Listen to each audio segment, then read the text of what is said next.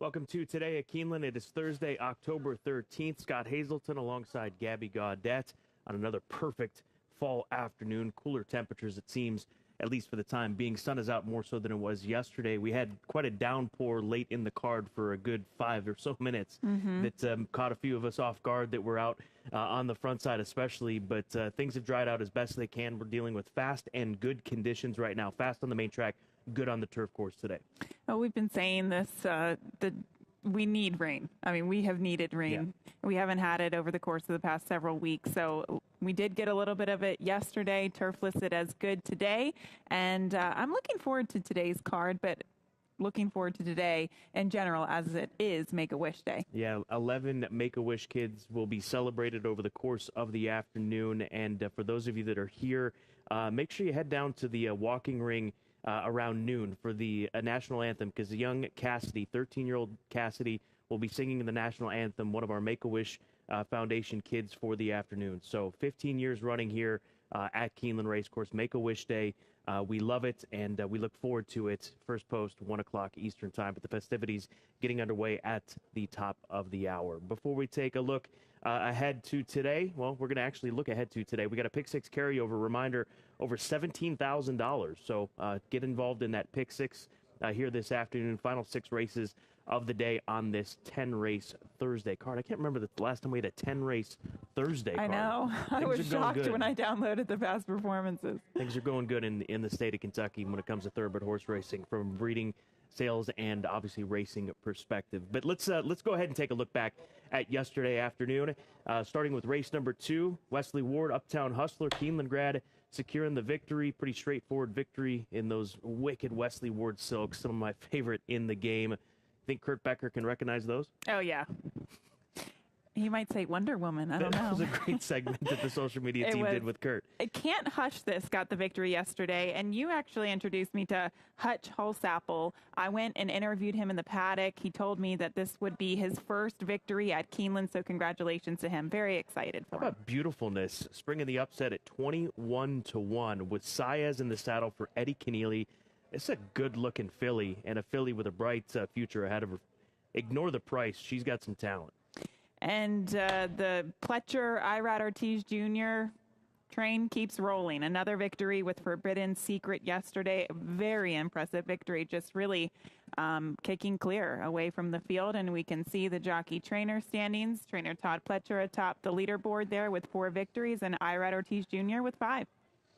Todd Pletcher with 4, Al Stahl with 3, Flo with 3, Saez with 3. It's very early in these races. And so often, obviously you want to win the graded stakes races, but so often titles are won with those everyday type of horses. That's what you got to come to race meets with and win if you want to win these training and jockey titles, and obviously on the trainer side of things with their stock. So that's a look back at yesterday. Let's go ahead and check in with our friends at WKYT for the Thursday weather. A much better day out of Keeneland out there with a typical fall feel to the air. That's what we'll end up tracking. It's a little damp, but overall we're drying things up out there today with the wind increasing and then the sun coming back out and getting into play. Low mid-60s expected all throughout the day today for this part of the meet. So we're doing okay in the world of weather with plenty of sunshine out there and the drying effects. So nothing major happening out there for us today. Good luck. Full card selections. Make sure you stay current with these full card selections. Download the Keeneland Race Day app. It's available on your smartphone or your tablet, or you can head over to Keeneland.com as well. But here's a look at our 10-race slate ahead of us, and we agree in the 9th and featured event and the 3rd race. And the 2nd and the last. Oh, okay.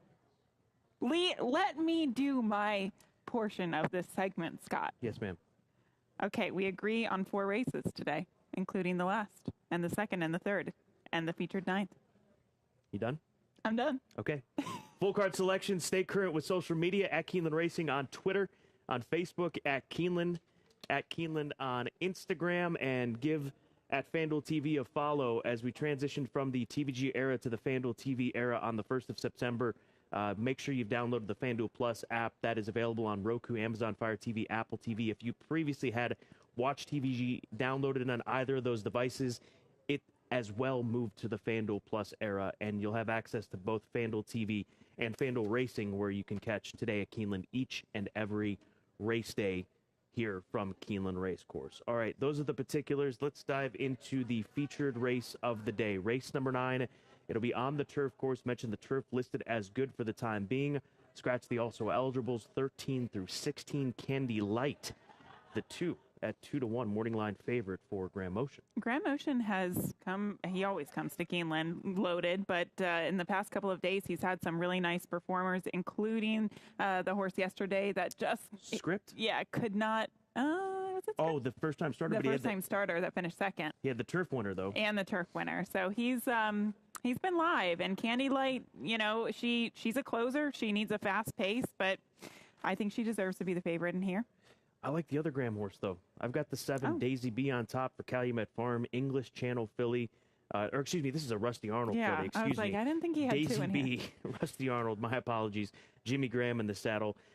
They tried her at Kentucky Downs last time out, but we go back to her only other start here at Keeneland, and she sprung the upset at odds of 10-1 over a good listed turf course as well. So a little juice in the ground is not going to hurt this filly, which she's going to get here today.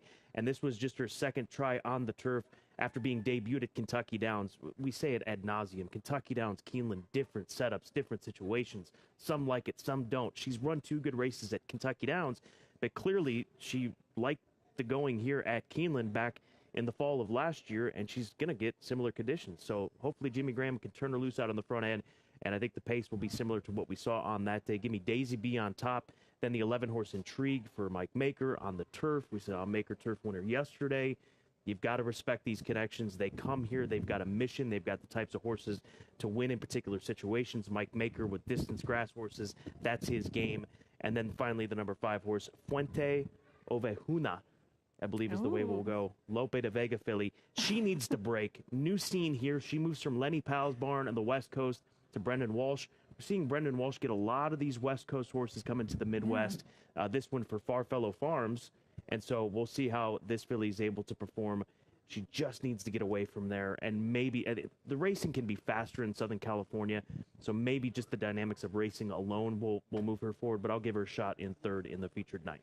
I agree with you on the 7, Daisy B. I think this is a type of race where you have to approach it with a pretty strong opinion. Otherwise, you could get lost in this race because there's a lot of horses doing different things. There are some fillies that look like they can improve, but I just loved her last race. The fact that she set a very fast pace at Kentucky Downs. She probably got a lot of fitness out of the race coming back to a track where she's a winner at here at Keeneland. She won in her 2-year-old season. But we'll show you the backtrack to the number 2, Candy Light, her last race in the Virginia Oaks. Now, this was impressive. She closed from off the pace to finish 3rd in this event with Joel Rosario aboard. Joel Rosario back aboard her today. I think the inside post will help her, but a couple of things.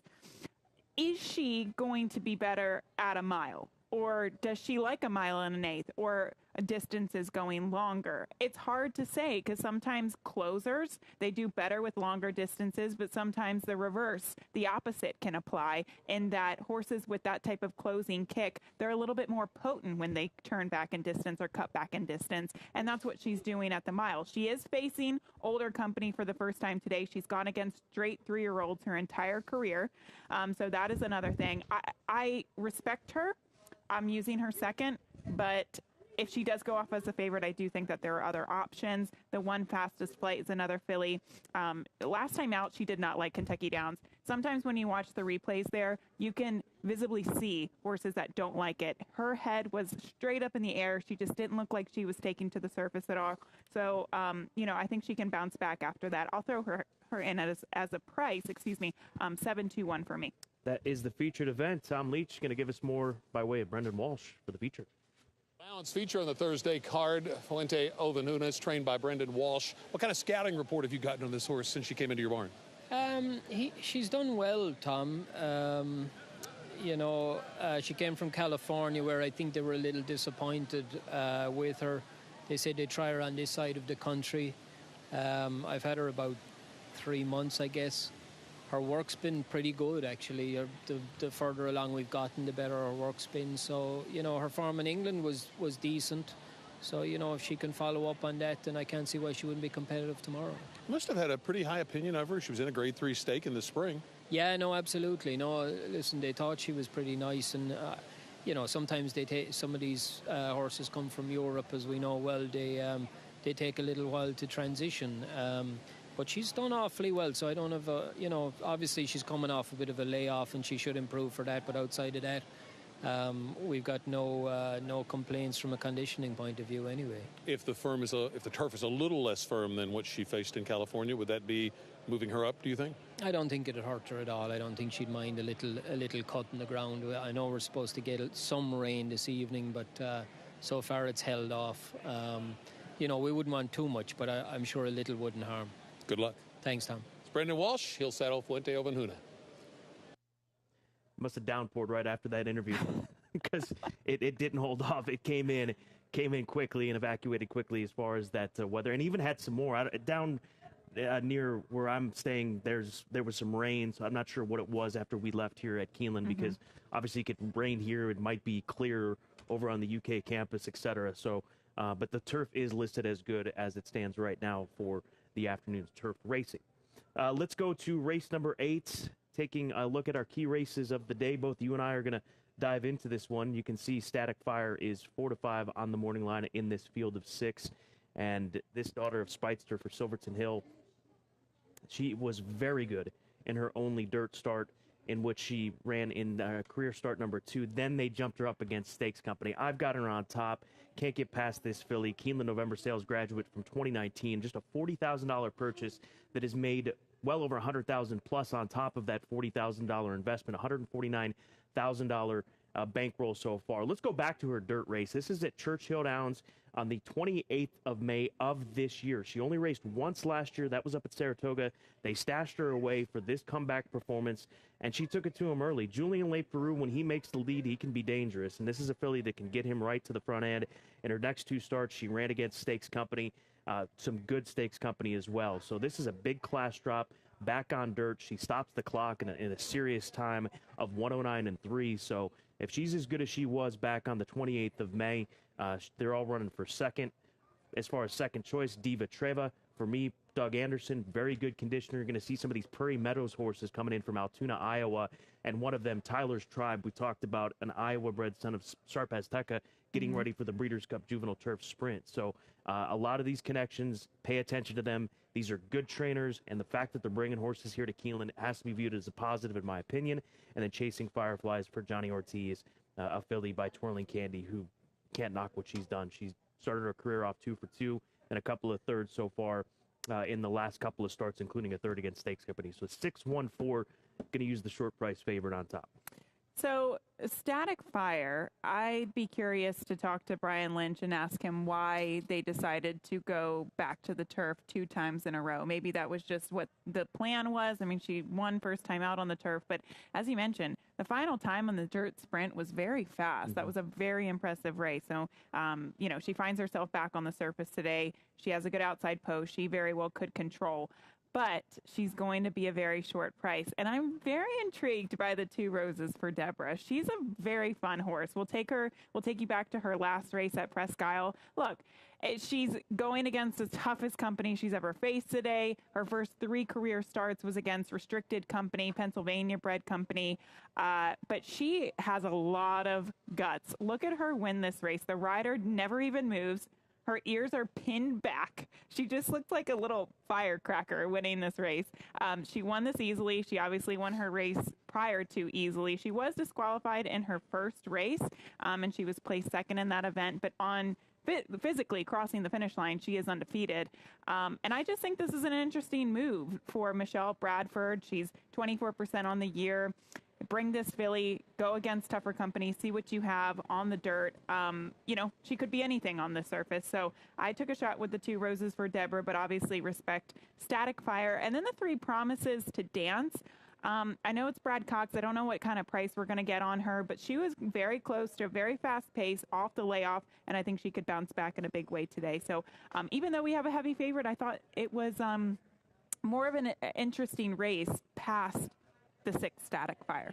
And just for Roses for Deborah, just goes to show you how important it is to individuals to be here at Keeneland and to win at Keeneland, because this is a Pennsylvania bred, and thus being a Pennsylvania bred, competing for a significant less amount of purse money as the purse structures are here in Kentucky, but you want to win at Keeneland. These are the types of race meets where you want to win any type of race, and obviously they're taking their shot. She's been training up at Belterra on the dirt course, so here she is today. Roses for Deborah. Good luck to John O'Mara and Michelle Bradford today in race number 8.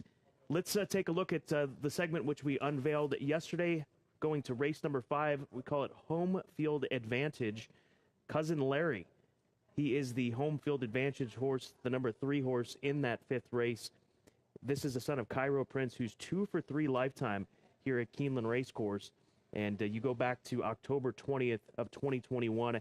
This is when he won for $50,000. He was claimed that day off of Larry Jones and Brereton Jones. He's won once for the New Connections, which include 10 Strike Racing and Michelle Level.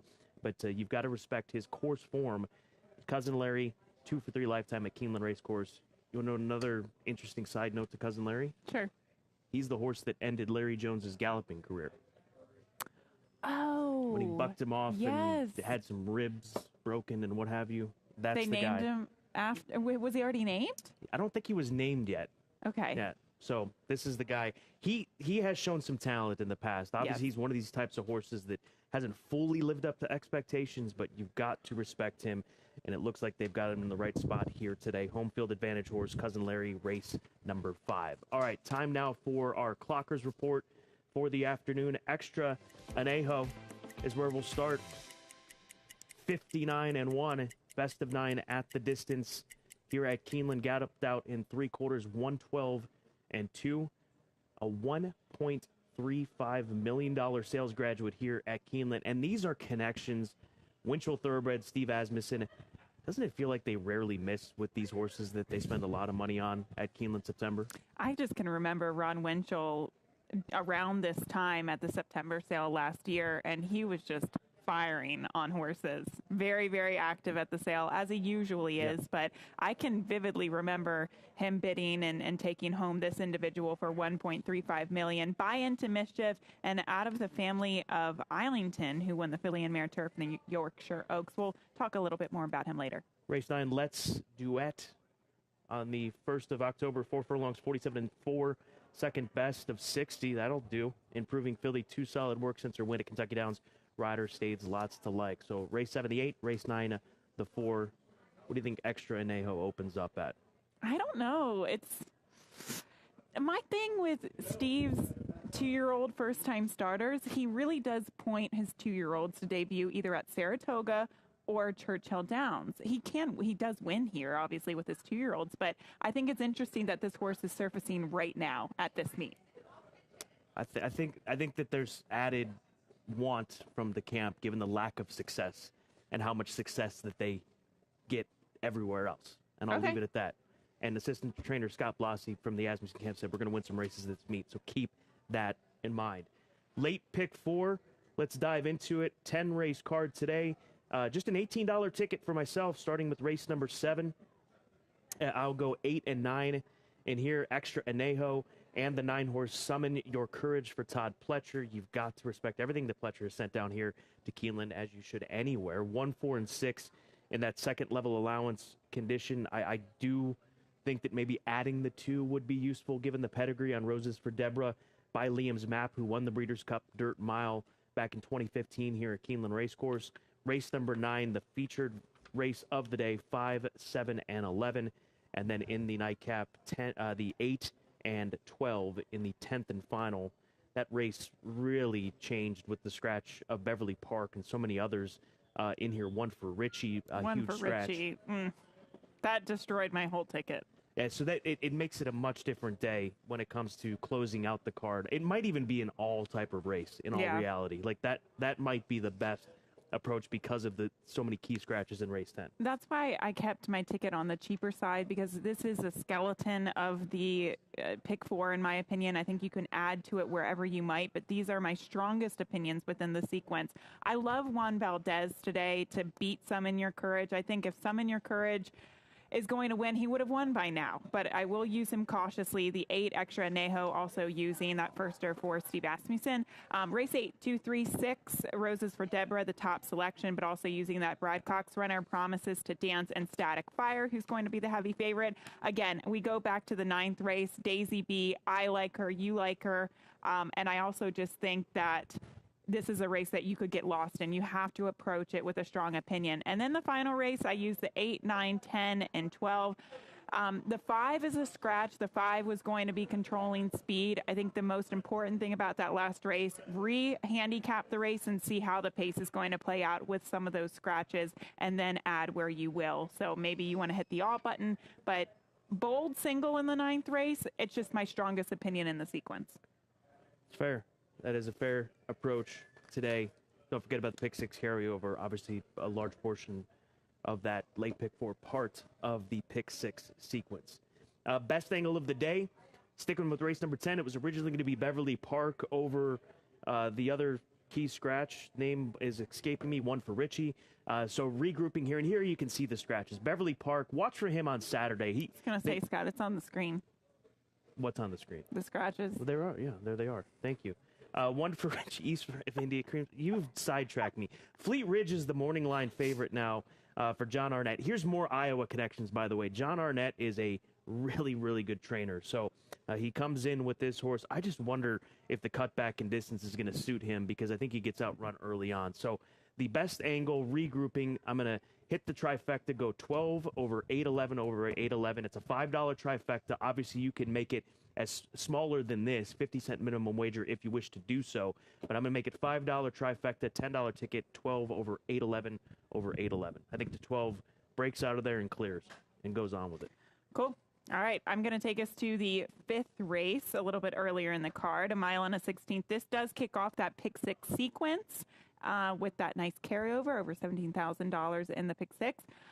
Scratch the 6 and the 7. I take us to the number 5 horse, Icarus, as my best angle of the day for trainer Tom Van Berg. Look, he only has had one start on the dirt. That was last time out, and he won by over 3 lengths. He's by Arrogate. He's out of a Tappet mare. He's bred to like the dirt. He never tried the dirt. He went through 2 barns, and he still never tried the dirt. He finally did it last time out, and I think this was a very shrewd and good claim by Tom Van Berg. I do understand that he was on the lead in somewhat modest fractions, and he got everything going his way. He went gate to wire, but I think this horse just wanted dirt all along. And who really is in here that could pressure him? Maybe the 4 Nepotism, but he's posted to his inside. Maybe the 1 National Security, but we don't know if that turf speed will translate to the main track today. So I don't think it's going to be a very fast pace. And who knows? Maybe he doesn't need the lead. Maybe he's a horse that can just stalk off the pace. He's closed to win on the synthetic before in the past. I just think this was a really good claim. So I'm going to key him on top of the exacta with the 1, 2, 4, 8, and 9 underneath. $5 exacta. $5 exacta. Get after it, Gabby Gaudet. Cool, as she just used with my ticket. Let's go on to Tom Leach's long shot pick of the day for this Thursday card. Our long shot today comes in race 7, starting off the late pick 4. It's Juan Valdez. Horse debuted at 7 furlongs and just got a horrendous start, even worse than it looks on paper in the racing form. Go back and watch how far this horse was behind. 2 or 3 jumps out of the gate. Makes a nice move up through traffic and actually was almost head and head with Instant Coffee on the final turn.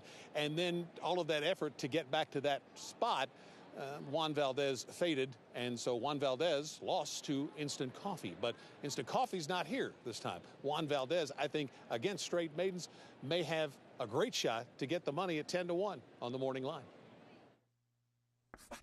And that Colt's a half-brother to Constitution as well, so keep that in mind with Juan Valdez. Here we go again.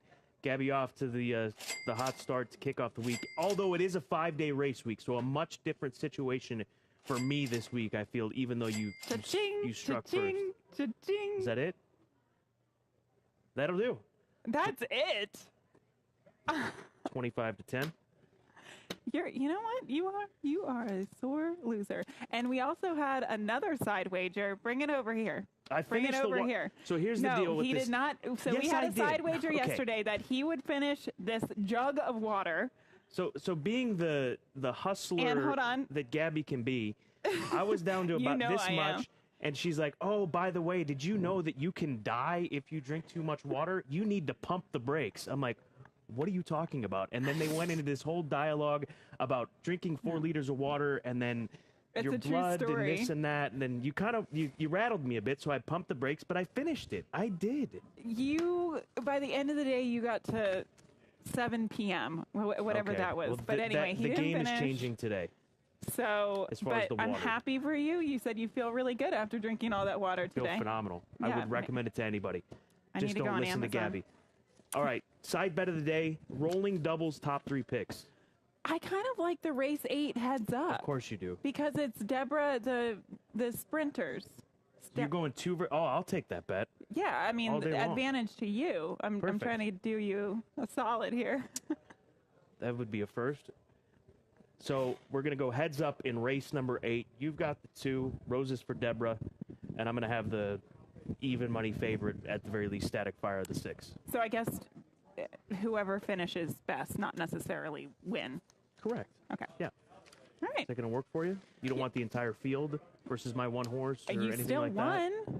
Yeah, well, It was Malathot against the field. the game was over, my friend. We've got 45 seconds. We want to remind you about the Make-A-Wish day here at Keeneland. We urge you to make a donation. There's a Make-A-Wish tent near the paddock where you can make a donation.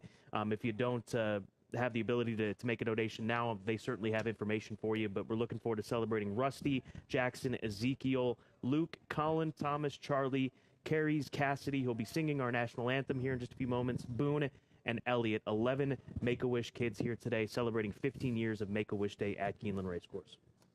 For Gabby Gaudet, I'm Scott Hazelton. 10 races ahead of us. A beautiful fall afternoon at Keeneland Racecourse. Enjoy today at Keeneland.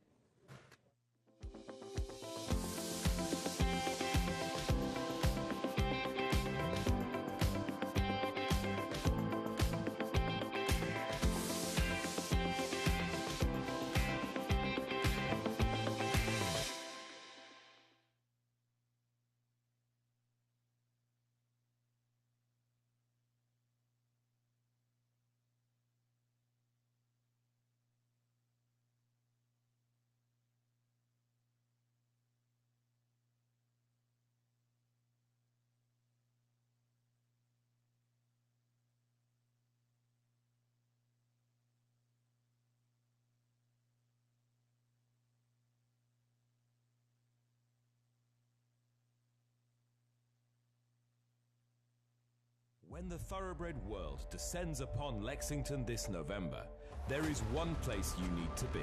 The place where history comes alive with every championship victory. He's authentic indeed! The place where the future is built with the fall of a gavel. The place that exists to be the heart of this industry. The center of it all. Home to the November breeding stock sale and 2022 Breeders' Cup. Keeneland. This new Toyota Tundra is amazing. It's rugged and capable. Designed, engineered, and built right here in the USA. And Tundra is more powerful and more fuel efficient. The iForce Max hybrid powertrain delivers 437 horsepower. And with the multi-terrain select, no matter what the conditions are, it automatically adjusts the engine throttle and traction. While the crawl control modulates the throttle and brakes. When we say you can go anywhere and do anything, Tundra really means it. yeah. Toyota. Let's go places.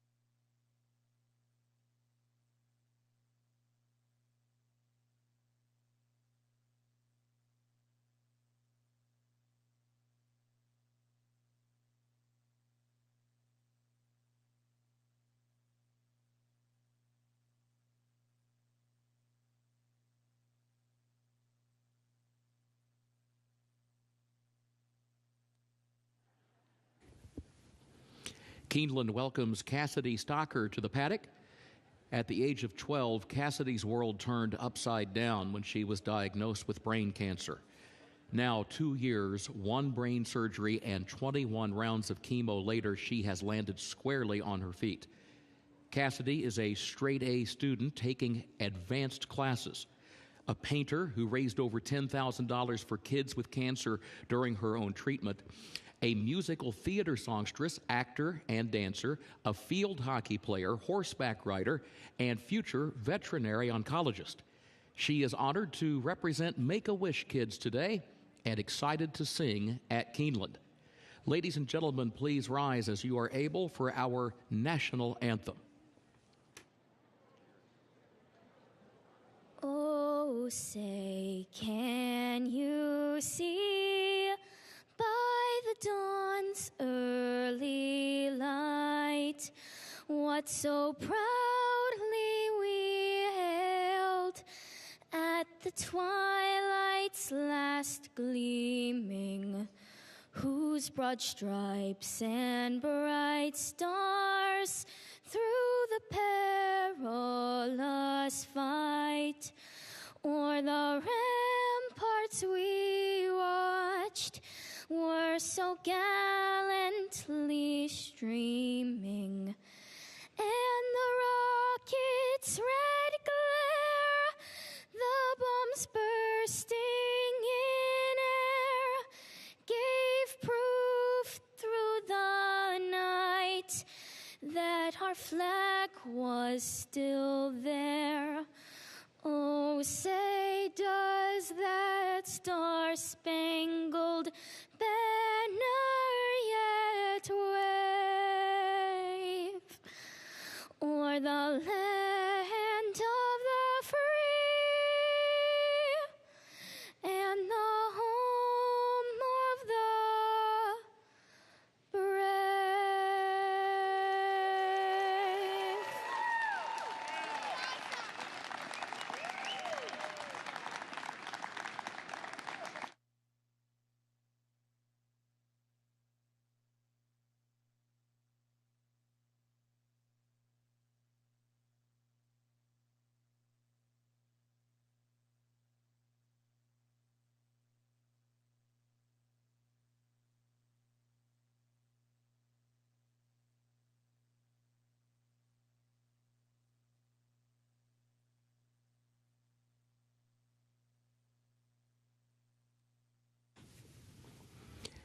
Keeneland is proud to recognize Jesse Schindelbauer with dining as the Employee of the Day. Congratulations, Jesse.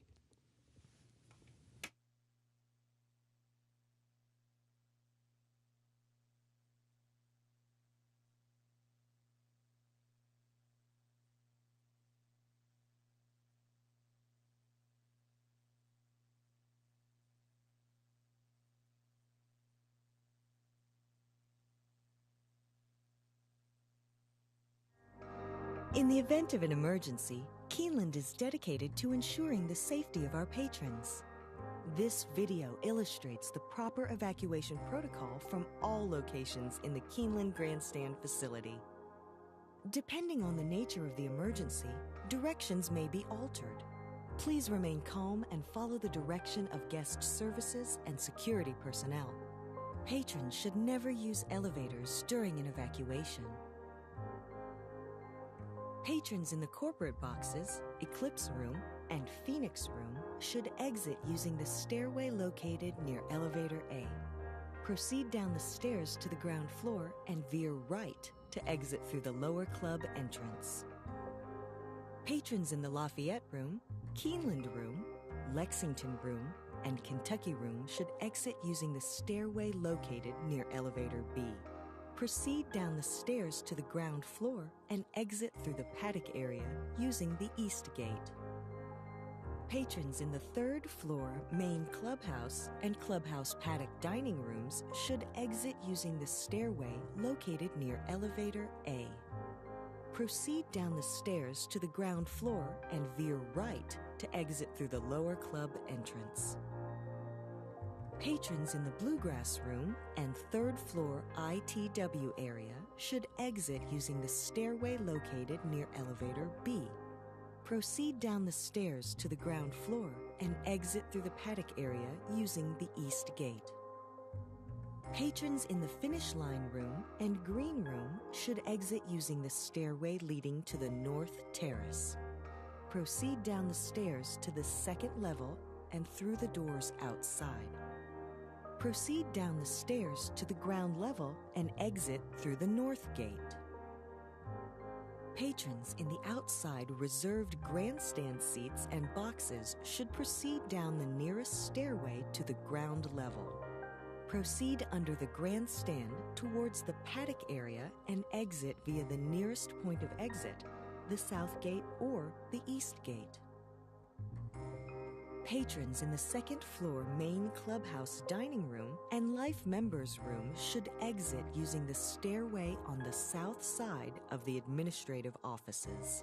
Proceed down the stairs to the ground floor and exit through the south gate. Patrons in the second floor clubhouse paddock dining room and clubhouse tavern should exit using the stairway located near elevator A. Proceed down the stairs to the ground floor and veer right to exit through the lower club entrance. Patrons in the mezzanine bar and second floor ITW area should exit using the stairway located near elevator B. Proceed down the stairs to the ground floor and exit through the paddock area using the east gate. Patrons in the sports bar and cantina should exit through the doors leading to the north terrace. Proceed down the stairs to the ground level and exit through the north gate. Patrons in the lower club, clubhouse lawn, club lobby, and director's room should proceed toward the clubhouse parking lot using the nearest point of exit. Patrons in the gift shop should proceed toward the south gate using the nearest point of exit. Patrons in the apron area should proceed under the grandstand towards the paddock area and exit via the nearest point of exit, the south gate or the east gate. Patrons in the equestrian room and first floor Brats and Brew should proceed towards the north terrace and exit through the north gate. Patrons in the paddock area and north terrace should proceed toward the nearest point of exit, the south gate, east gate, or north gate. After evacuating the facility, please remain calm and follow the direction of guest services and security personnel in the safest route to return to your vehicle. Thank you for your attention and cooperation.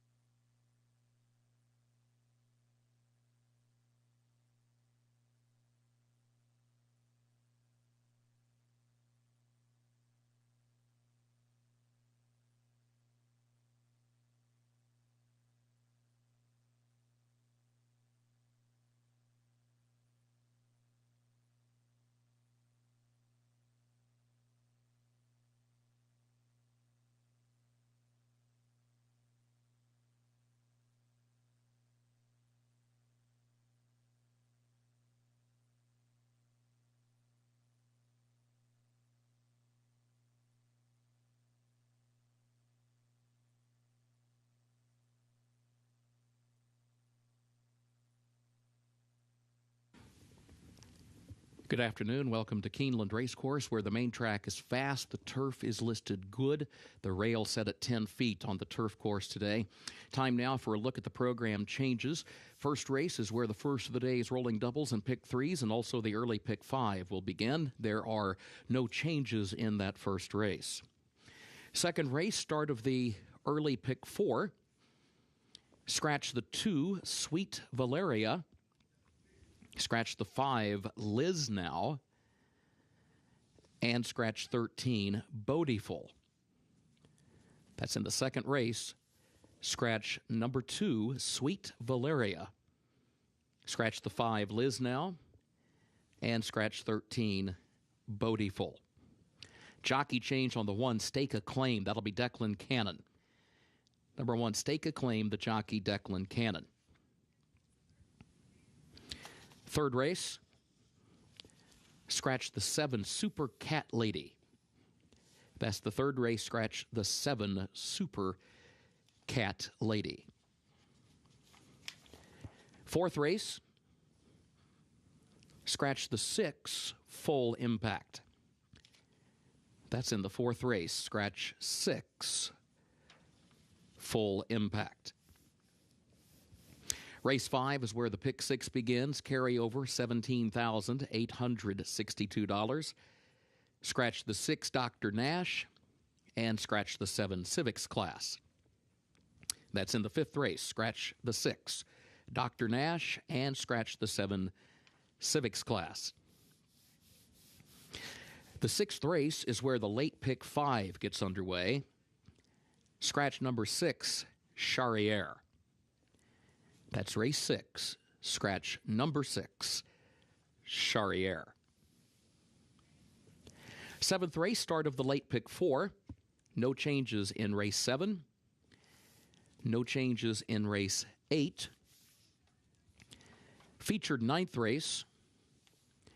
Take out the also eligibles, 13 through 16. They did not draw into the race. That's the featured ninth. Take out the also eligibles, 13 through 16. They did not draw into the race. 10th and final event, no carryover for that Toyota Super High 5. Scratch the 2, Beverly Park. Also scratch the 5, 1 for Richie. Scratch the 6, East of India. And scratch the 7, Crime Spree. That's in the 10th race. Scratch number 2, Beverly Park. Also scratch the 5, 1 for Richie. Scratch the 6, East of India. And scratch the 7, Crime Spree. Those are the current program changes. Time now to check in with Scott Hazelton and Gabby Gaudette. Very happy Thursday to you, Kurt Becker, and for those of you joining Gabby and myself here on course at Keeneland Racecourse, and for those of you joining us in other avenues of consuming these races here on this afternoon, 10-race card, a big card in front of us, a lot of good wagering opportunities. We got $1 million+ Keeneland September sales graduate going to be debuting later on today for Asmussen and Winchell. Looking forward to that. Colt by Into Mischief, but all in all, a good card ahead of us, and one of our favorite days of the entire meet. It's Make-A-Wish Day here for the 15th year at Keeneland Racecourse. Yeah, we'll have the opportunity to meet some of the Make-A-Wish kids throughout the afternoon. It's one of my favorite days of the Keeneland meet, whether it be spring or fall, so looking forward to that. Now, looking at yesterday, Scott, we did have a little bit of rain overnight, even in the latter half of the card yesterday. The turf conditions listed as good, and that's where we go for our featured race. Yeah, that's race number 9 on the card. First level allowance condition, $110,000 purse. 1 mile is the distance. Scratch the 13 through 16. So 12 runners will line up. Candy Light, 2-1 morning line favorite for Grand Motion and Fortune Racing, coming into this race off of a third in the Virginia Oaks on the 6th of September. She definitely looks the part. She looks to be closing from off the pace with the cut back to the mile. But you and I both like a filly by the name of Daisy B, the number 7 horse. We both think that she ran a big race last time out at Kentucky Downs. I think that'll do wonders for her fitness today. But a very tough field and good betting race. Race number 9, part of those late race exotics, 10-race card today, and also part of the Pick 6. Pick 6 carryover over $17,000, $17,862. The pick six, that begins in race number 5. So mark that in your programs. It's noted at the top of your programs as well. Pick six starts with race 5 with a nearly $18,000 carryover.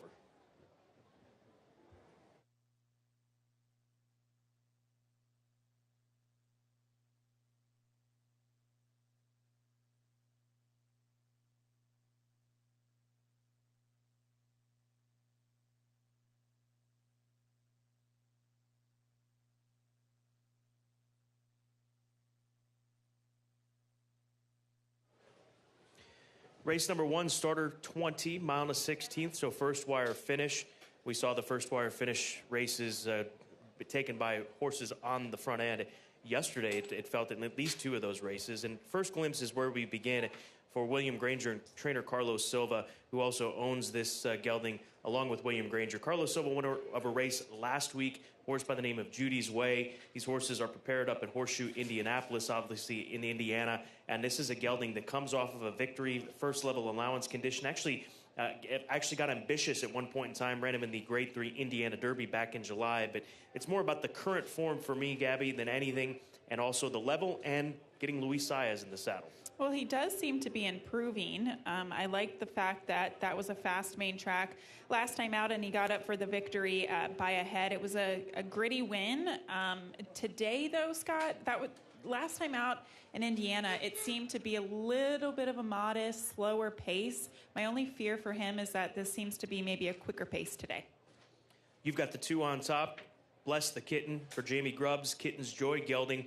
Going to give it a go on the main track. This is a horse that has won on all types of surfaces, dirt, turf, synthetic. He's been very versatile, and he's got good inside speed with Albin Jimenez. Exactly. He has inside speed. He's been good on the turf as of late, but he's also run well here at Keeneland before in the past. Look at his race back in April of the spring meeting here at Keeneland. He went against starter $20,000 company and finished second that day at 5-1. So sometimes you just have to look to the back for him and see how horses have done here at Keeneland. He's finished second twice in 2 starts at Keeneland, so you know that he likes the main track here. And I think he might be in a position to control, or he might be able to press the one Midnight JJ, which I think he can do. And that's why I go to Midnight JJ. I think he's going to be a part of the pace in here. Inside post, Perry Oots, the timeless Perry Oots back here at Keeneland. Always great to welcome him back to Keeneland. This horse is a 5-time winner, and 4 of those 5 career victories have come in his last 5 starts. So he's in good current form, inside post, first wire finish. A lot of reasons to like him, especially the price of 4-1. How about Perry Oots winning at 20% on the year? That's awesome to see. That is great to see. This horse, yes, his form, I think, stacks up against the competition. He's just potentially going to be on the inside of a duel with the 2, Bless the Kitten. And we'll wrap it up with the 5-horse, your second selection, Quantum Leap. Some Chicago connections represented here. Joel Campbell coming down from Hawthorne up in the Chicagoland area, gelding by Pioneer the Nile, who gets onto the main track for the first time since a run back at Canterbury when he was with Joel Byrne. So this is the second time that Joel Campbell will send this gelding postward. I think this horse could run to get a piece of it late. If you look at his back form, he has 3 victories, 1 on the main track, 1 on a wet track, and 1 on the turf. So this horse has won on multiple different surfaces that you don't always see with claiming horses. So I do think that this horse has a little grit to him. The 5 Quantum Leap I'll be using in the top 3. Look how wide open this 6-horse field is, from 2-1 up to 7-1. No bigger prices. So a competitive group lining up in less than 16 minutes to start the card and start the early pick 5 here at Keeneland.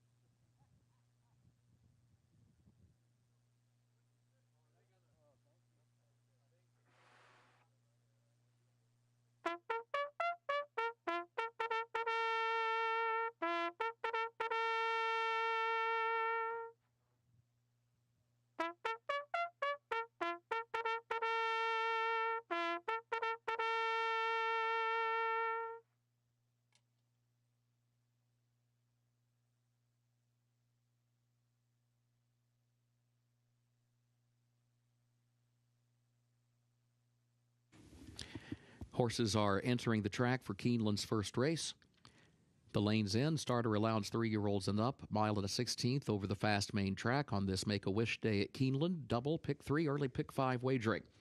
All featured here. Main track is fast. The turf is good. The rail at 10 feet on the turf course. No changes in the first race. 8 minutes to post. A reminder, race 1 will finish in the short stretch at the first wire. 8 minutes to post.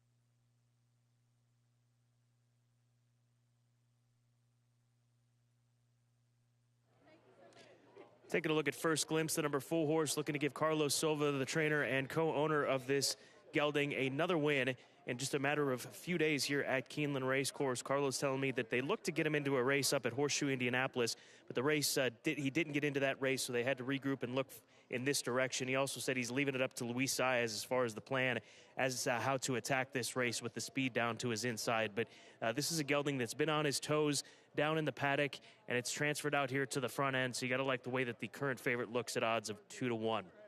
Going back over to the 5-horse Quantum Leap, this is a 4-year-old son of Pioneer the Nile, who's won 3 of 16. He's a Keeneland graduate, making his first start at Keeneland Racecourse in the afternoon. And just one of the things that I noticed on him, and you're not going to be able to see it from the video, but he's just got a very kind eye to him. He's just a very classy-looking individual, so even-mannered out there, not surprised based on the way that he was acting over on the paddock side. Good luck in the first of 10, as we're less than 6 minutes to post. Still a very, very good betting board right now, 2-1 to 5-2 in the top 2 selections. Longest shot is 7-1 contact tracing for George Leonard, a horse that's coming in off of some solid races. Competitive field. Well done to the racing office for getting this group together to kick off the Thursday card.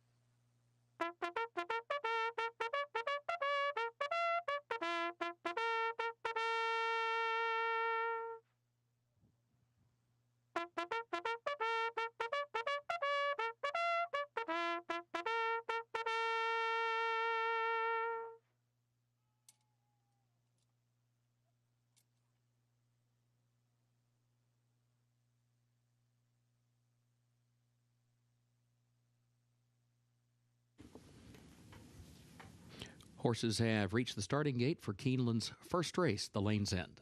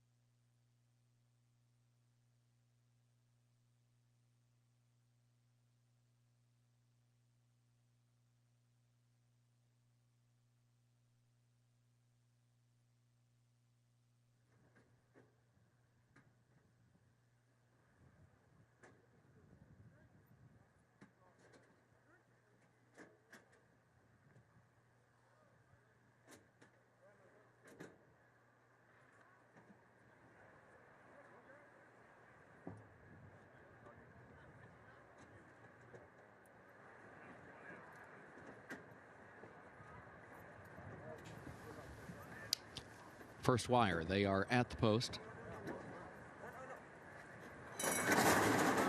And they're off.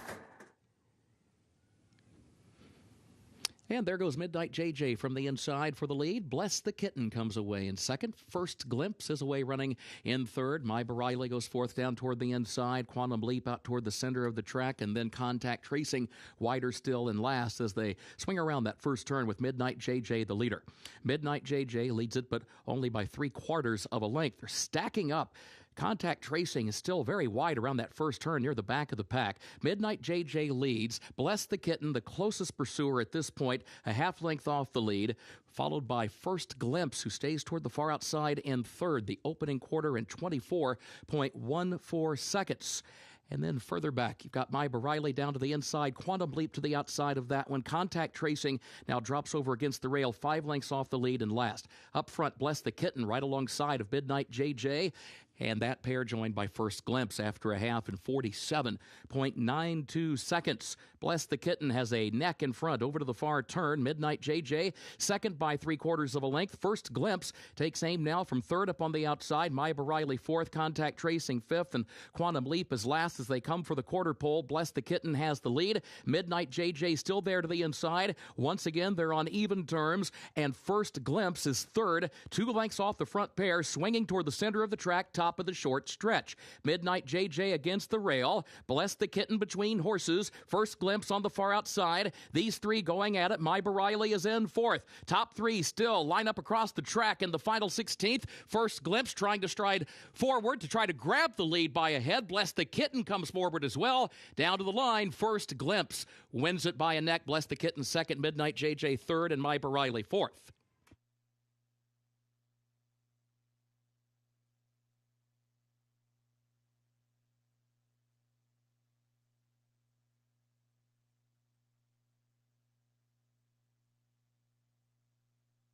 Trainer Carlos Silva 2 for 2 on the meet, and Luis Saez guiding First Glimpse this time to victory. The son of First Samurai didn't have the easiest of trips. He was 3 wide throughout most of it, but Luis getting after it and getting him to the wire in front at 9-5. What an exciting way to kick off the fall meeting. Carlos Silva undefeated in 2 starts with his runners thus far, and this horse, First Glimpse, really laid it all on the line here coming down this stretch. Hard-fought battle between all of the top 3 finishers, between the 4 First Glimpse, the 2 Bless the Kitten, and the 1 Midnight JJ, but First Glimpse gets the win.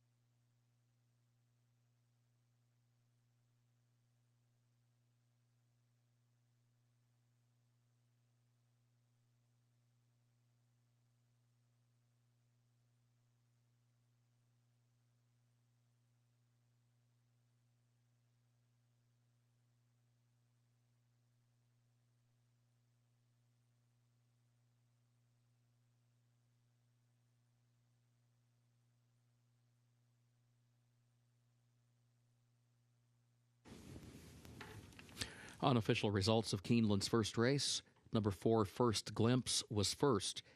Number 2, Bless the Kitten, second. Number 1, Midnight JJ, third.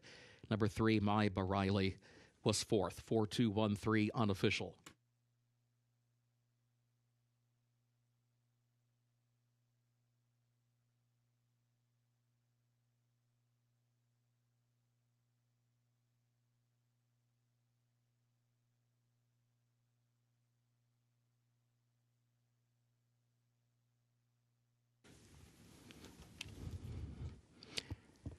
In the winner's circle, unofficial winner of Keeneland's first race, the Lane's End, number 4, First Glimpse, owned by William Granger, and co-owned by the trainer, Carlos Hi-Ho Silva, Luis Saez, the jockey. First Glimpse, a 3-year-old gelded son of First Samurai out of Bard's Day by Arch, bred in Kentucky by Pedro Gonzalez and George Herrera. Mile and a 16th over the fast main track in 1 minute 45.32 seconds.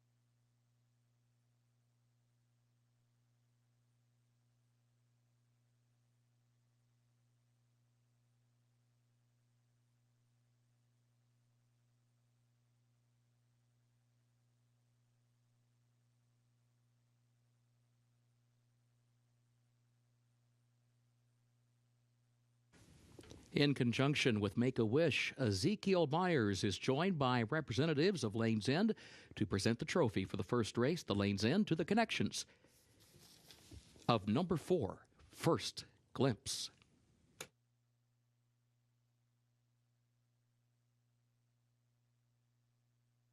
First race results official.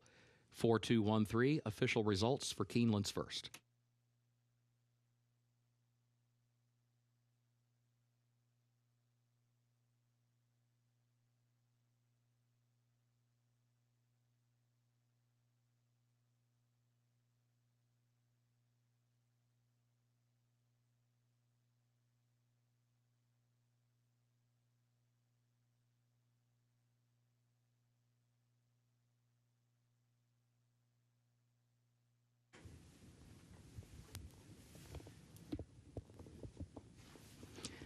Keeneland's second race upcoming, double and pick 3 wagering featured here, and also start of the early pick 4.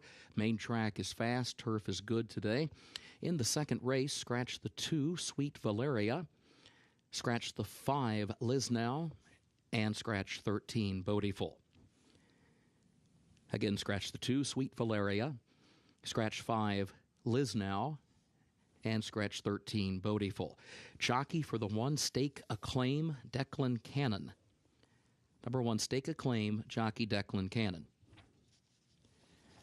Third race, scratch the 7, Super Cat Lady. Third race, scratch the 7, Super Cat Lady. Fourth race, scratch the 6, Full Impact. That's the fourth race, scratch the 6, Full Impact. Race 5, scratch the 6, Dr. Nash, and scratch the 7, Civics class. That's race 5, scratch 6, Dr. Nash, and scratch 7, Civics class.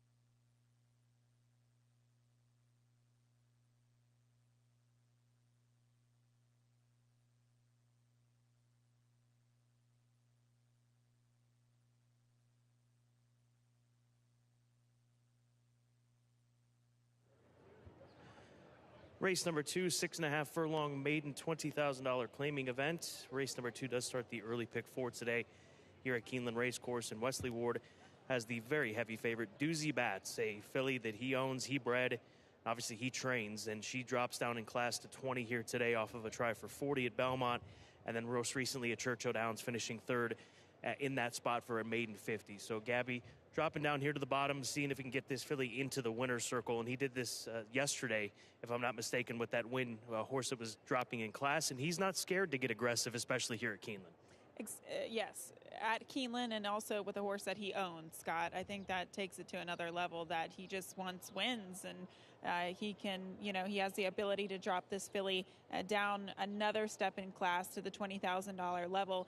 Not only does she have a little bit of an upper hand in terms of her class, but also speed, Scott. I really don't think that any other horse in here is fast enough to run with her early, so we could see her control the pace from start to finish. Domatia Lucia, is the number 6 horse, Carpe Diem filly for Rudy Brisset. She dropped in for 30 last time out. So put together a solid effort in comparison to her previous start against Maiden Special Weight Company. I wonder if she's going to have the kind of speed to keep up with the favorite in here. I don't think so. I think she might be sitting a bit mid-pack, but I will say that I like the cutback in distance. This is the first time that she has sprinted when she's been in for a tag. As you mentioned, Scott, last time out was the first time in for that $30,000 claiming tag, and now today she takes another drop down in class, but more importantly, cuts back in distance. I think it'll do her well in terms of fitness. She just has to run down the 7 Doozy Bats. Every now and again in races like this, you need to look to a fresh face, and that's why I'm putting Stake of Claim in my top 3 for Jeremiah O'Dwyer. Rider change on the 1 Stake of Claim. Declan Cannon picks up the call. Lord Nelson filly, they bought for a modest $45,000. Debuts for $20,000. There's nothing flashy about the workouts, but the bottom line is that she has done nothing wrong in comparison to those that have run in their careers, and they've all had opportunities. So I'll look to the first-time starter on the inside and hope that she can be sharp with Declan Cannon. Yeah, you never know. And Jared Dwyer, he does a great job with his horses. They've been training down in Florida at Palm Meadows, but she shipped up here for one work over the surface for 5 furlongs. And I just think that this is probably the right level for her. She just unfortunately has to work out a trip from that rail. And then finally, La Chapeau is the 9 optimizer filly for Brian Williamson, Lyda Williamson, Nancy Veneer. Speaking of Chicago connections, we've seen Carlos Silva do well here so far, coming down from the Midwest and Chicago, and obviously we're still in the Midwest, but we've seen horses coming from all over the place, and we'll see if La Chapeau, off the 11-month layoff, is ready to roll, and I don't think that she would be here. Barns like this don't show up just for the sake of showing up at Keeneland to race and be present. They have horses ready to roll, and I would expect that's the case for La Chapeau. Well, and also, if you look at her races last year as a 3-year-old, the one race, she trailed the field. She didn't get out of the gate. But her second start, she finished a good second. So at least there was a little bit of precocity, and she seemed to learn quickly, Scott. I mean, she really improved in her second start. So I think that's encouraging for her first start off of the layoff today. Race number 2, 14 minutes to post. Once again, started the early pick 4 on this 10-race card here at Keeneland.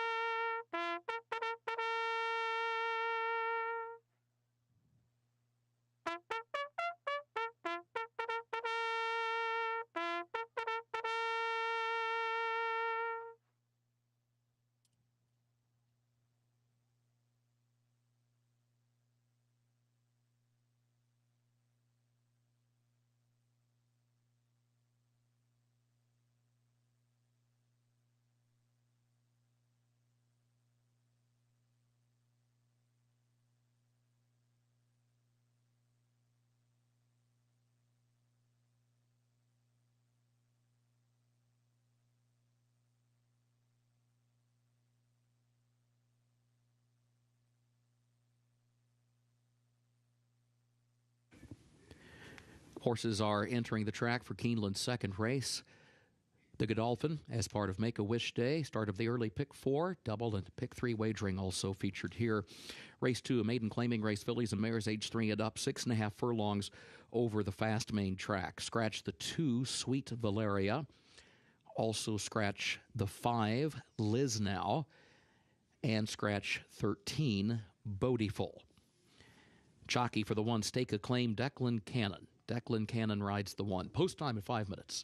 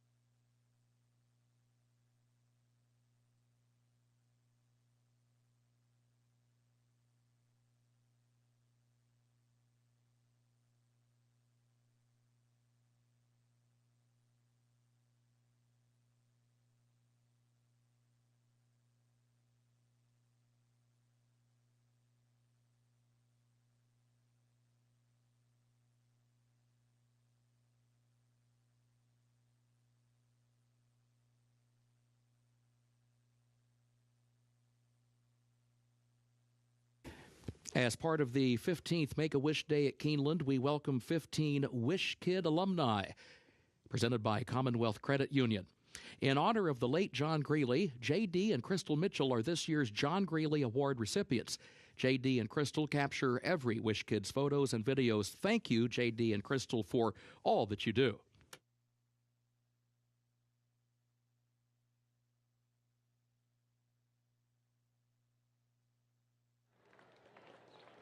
Taking a closer look here at the field as they warm up for the second race. We are 4 minutes out, and I liked the 6, Domitia Lucia, best as these horses were walking out to the track. I just thought she had a really nice presence about her. She seemed very proud as soon as she walked out on the track. So especially at this level, you definitely not only want to look at how they appear physically, but also how they're behaving and whether their mind is on the task at hand. And I saw all those positive clues, positive signs with regard to the 6. Taking a look at the 7, Doozy Bats. This is your heavy favorite, 3 to 5. No surprise here. It's a class dropper, owned and trained by Wesley Ward. We see him make these moves with horses time and time again, whether it be the spring meet or the fall meet, and she just looks racy. She's a filly that appears to have a lot of speed, and I think if she breaks well, which I think she should be able to break well, she'll probably go gate to wire. Also, she gets an extra half furlong today, which, you know, sometimes these really quick fillies, you always have to question their stamina, but physically it doesn't look like she should have any bit of an issue, especially if she gets the lead by herself. Those two horses are shorter prices. We're talking about 4-1 and 1-2. So why not go with a long shot here? The number 10, Klimt's Muse, was a horse that I was kind of honing in on a little bit on the track. She just appears to be bright on the racetrack. They've done several things with her. They tried turf last time out. She did not run well against Maiden Special Weight Company 2 starts back. But when her first start against Maiden Claiming Company, she actually ran okay and outran her odds at 28-1. That was against Maiden $20,000 company. She finds herself back at that level again for the first time since that third place finish. She's 19-1. Maybe throw her in on some exotics as we are 2 minutes out from race 2.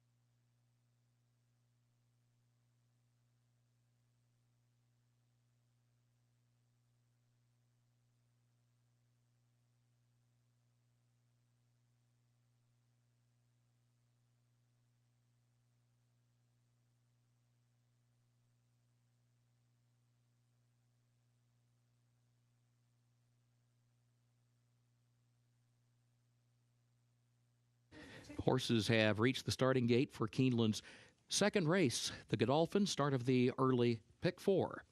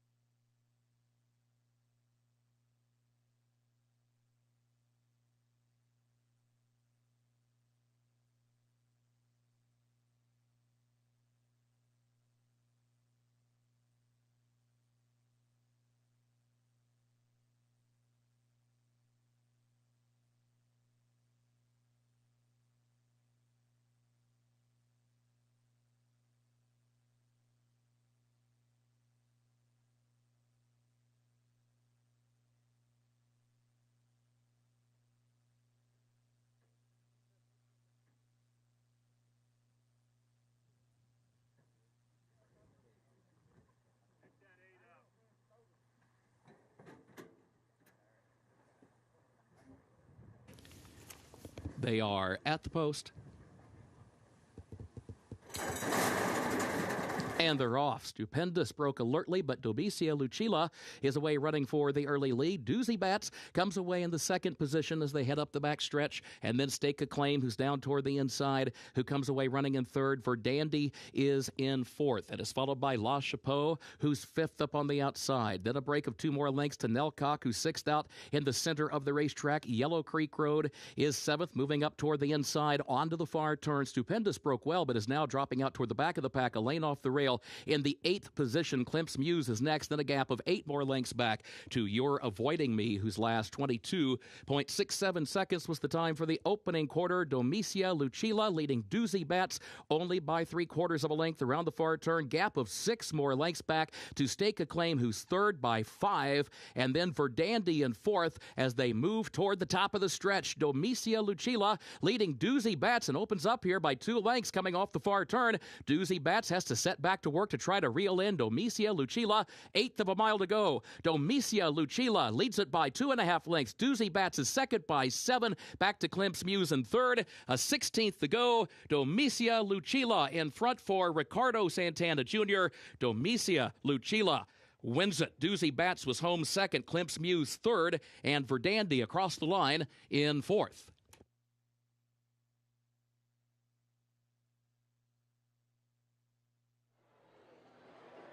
She was able to make the lead over the favorite, and that was the difference. The favorite, Doozy Bats, hung with her, but as they turned for home, she still had some lengths to make up.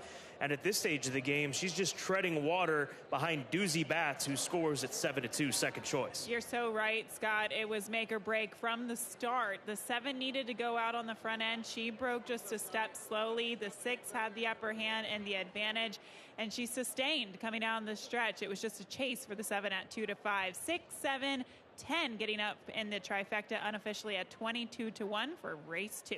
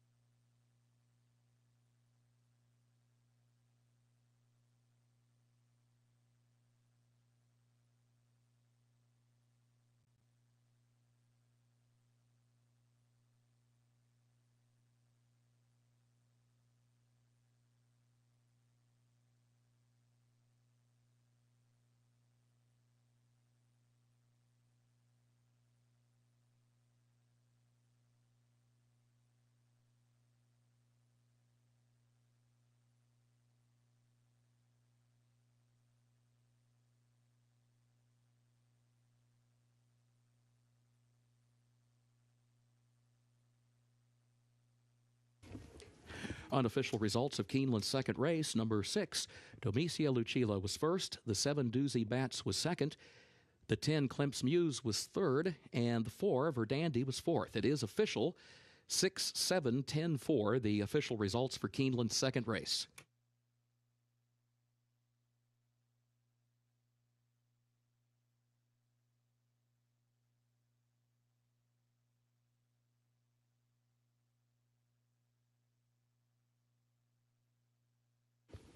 Official winner of race 2, the Godolphin on this Make-A-Wish Day. Number 6, Domicia Lucilla. Owned by Montecule LLC of Gary Knapp, trained by Rodolphe Brisset. Ricardo Santana Jr. is the jockey. Domicia Lucilla, 3-year-old filly by Carpe Diem out of Coed Kate by Flower Alley. Bred in Kentucky by Montecule. 6.5 furlongs, 1 minute 18.31 seconds over the fast main track.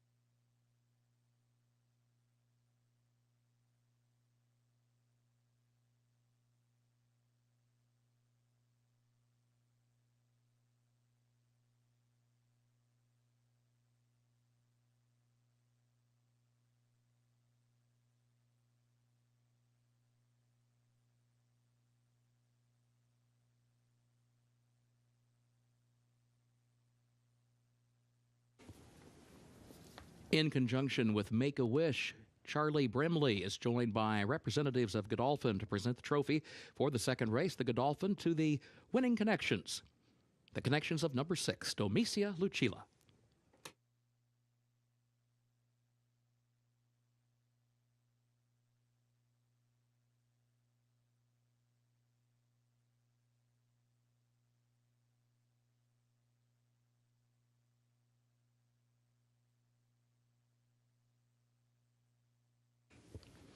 Keeneland's third race upcoming, double and pick 3 wagering featured here. Track is fast, turf is good today. In this third race, scratch the 7, Super Cat Lady. Scratch the 7, Super Cat Lady. Fourth race, scratch the 6, Full Impact. That's the fourth race, scratch the 6, Full Impact. Fifth race, scratch the 6, Dr. Nash, and scratch 7, Civics Class. That's the fifth race. Scratch 6, Dr. Nash, and scratch 7, Civics Class.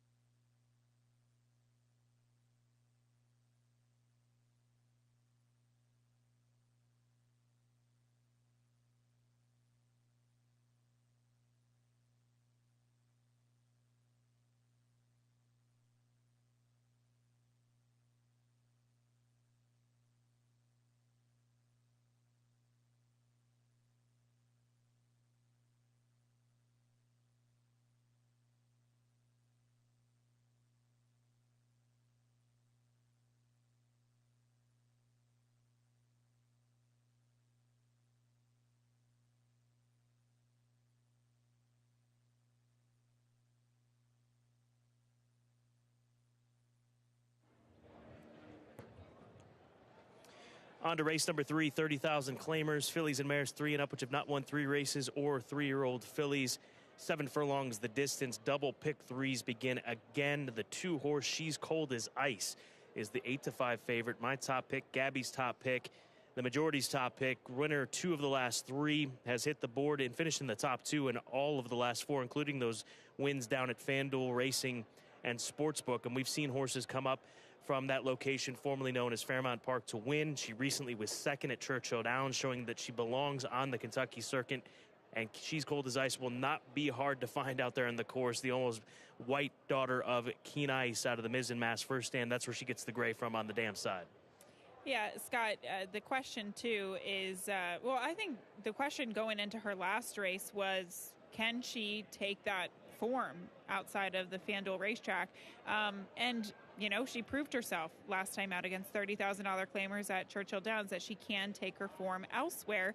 On top of that, I think another element that people might be questioning is the distance at 7 furlongs, as her last race was at 6 furlongs. But she's a winner at a mile, so I don't think that's too much of a concern either. I think she could be sitting on a really good race today. Let's go over to our next runner in here. We're going to focus our attention on Mohey Lady for Lori and Dwayne Lucas. Of course, the coach, the conditioner, Hall of Famer, all-time great, daughter of Mo Heyman, dropping back in for a tag after a starter try. Mikkel Michelle gets the opportunity to ride this filly. Mikkel had a tough beat yesterday late in the card on a horse that looked like she was on her way to victory, so I'm sure she'll be riding with some extra effort here. Not saying that any of these riders don't every single time, but from a competitive standpoint, you know what I mean. Mohey Lady figures in here. She's 4-1, right now third choice in the wagering. Yeah, she comes out of that starter allowance race, Scott. Her race even prior to was maybe a little bit tougher, but the $30,000 claimer at Ellis, where she didn't really pick up her feet, I kind of equate that field to today's field, and she finished 5th in that event. So I still think she needs to step up to the plate in order to be a top contender today. You've got your second choice with Bourbon with Ginger for the Jennifer Tooley barn, Fort Larned filly. Consistently right there with some speed. We'll see how she handles the 7 furlong distance. I would say would be the biggest question for her. Yeah, but she is the fastest early, so that was the angle for me. Maybe she's not good enough. Maybe it's a step up in terms of the class level, or at least what she faces today. But she does have the advantage of being on the lead. We'll see how long she can hang on for. See, I think the one Smile at the Storm can be right there as well. She's broken well from post 1 in the past here at Keeneland, albeit going 6 furlongs versus the chute, but at 8-1. Her last race, she was never given an opportunity after breaking slow, hopping at the start, completely taking her out of her game. And so mulligan here today, 8-1 on the board. Hopefully she can be sharp from that inside post. That's key.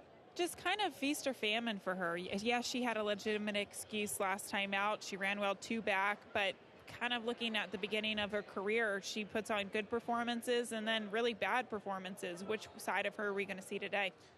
Nana's Gray, the 5, Gabby's third choice, actually second choice right now in the wagering, 3-1. Another gray filly in here, not quite as white as the favorite though. And this is a daughter of Creative Cause, thus the gray coming through there. Here's a runner that picked up a couple of wins last year or earlier this year, I should say, with Joe Sharp, and she's run some okay races in her last 3. Well, I think people are gravitating towards her, Scott, because she is okay at this distance. She's tried it 3 times. She finished 3rd once, and she won 2 times. So she's been on the board all of the times that she has raced at the 7 furlong distance, and that's key, as this can be a little bit of a quirky distance. Race number 3, 7/8 will be the distance. The 2, She's Cold as Ice, should be the favorite come post time. We'll give you our front side thoughts once they make their way over to the other side of the course.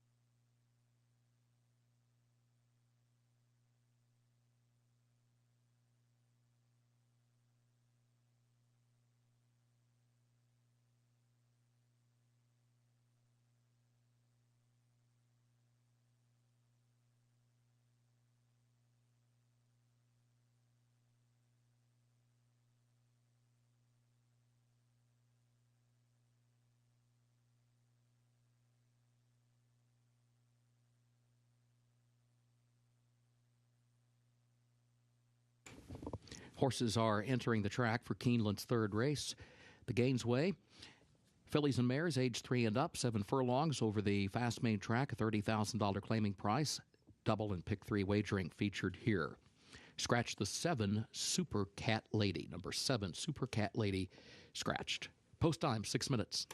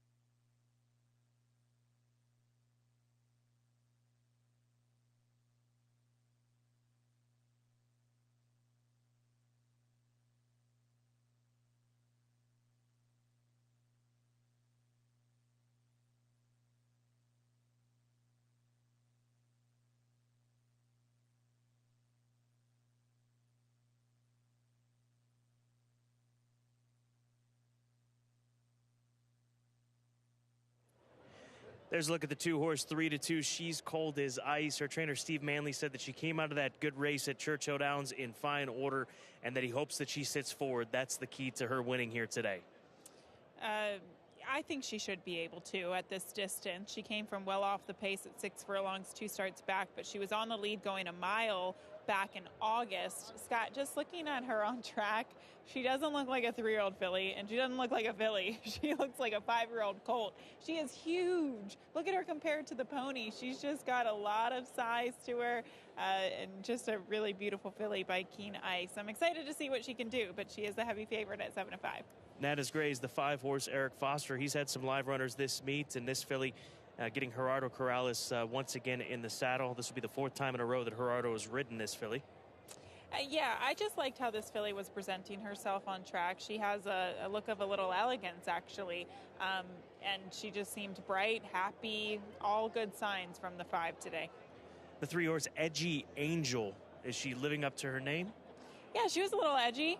I just thought that this is a logical alternative, at least from looking at them on the track. Sometimes you want to put past performances aside and just look at the individuals when they're on the track, and she stood out to me, at least as a long shot.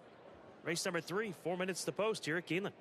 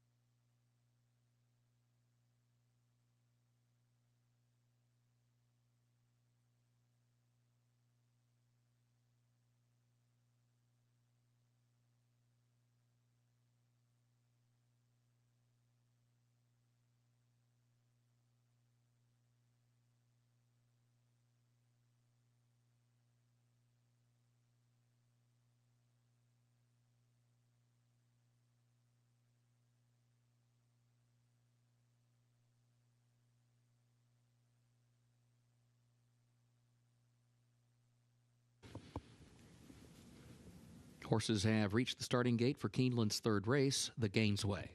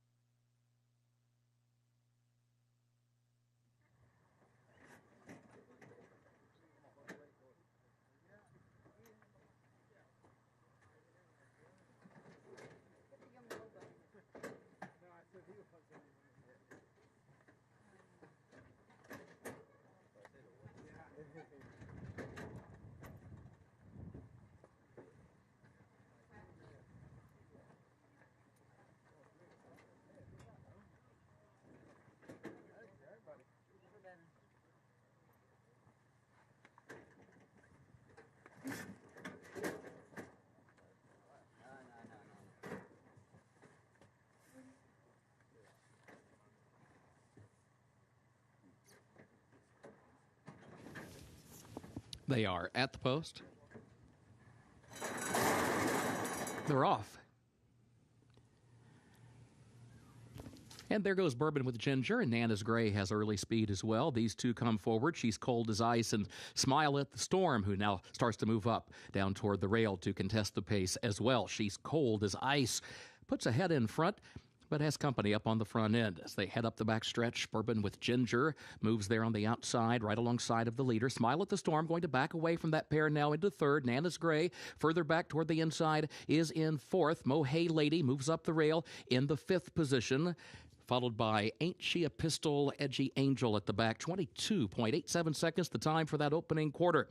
Bourbon with Ginger from the outside continues to press the issue with She's Cold as Ice right there to the inside. Ahead separates the top two, midway on the far turn. Gap of 5 lengths. Smile at the Storm is third by a length. Nana's Gray takes to the outside from fourth. Now takes third, has work to do. Still nearly 7 lengths from the front. Mohay Lady has 8 lengths to make up. Quarter mile to go. Bourbon with Ginger from the outside is once again coming after She's Cold as Ice. These two continue their battle for the lead. A 6-length gap then back to that battle for third, where Nana's Gray has that spot, and Mohay Lady is there to her inside, followed by Edgy Angel. She's Cold as Ice now opens up at the 16th pole. Edgy Angel is running on late down toward the inside. She's Cold as Ice with Edgy Angel coming fast and coming late. She's Cold as Ice hangs on by a neck.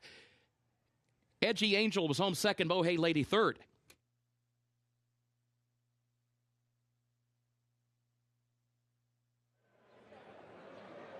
Keeneland January graduate, She's Cold as Ice, able to put away the pace from the outside at this point. But watch this 3 make the late move. Kurt Becker all over this move from the 3, Edgy Angel, who's going to make it really close, believe it or not. I don't know where this 3 came from, because at one point it looked like her chiclet was going in the opposite direction, and then she just came from the clouds up the rail, making that move and just simply running out of real estate in the end. But the 2, She's Cold as Ice, turns back an early challenge from the 8 and a second challenge from the 3, Edgy Angel, to get the victory at 3-2.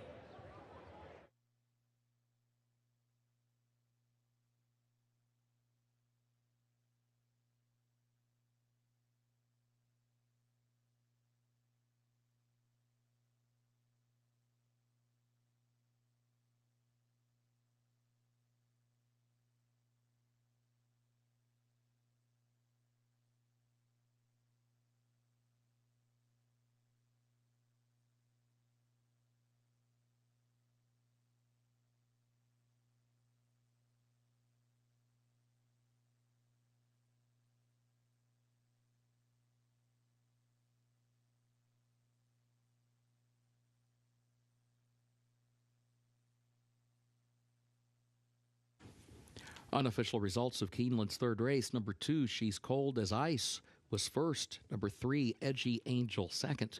Number 6, Mohey Lady, third. Number 8, Bourbon with Ginger, fourth. 2-3-6-8, unofficial.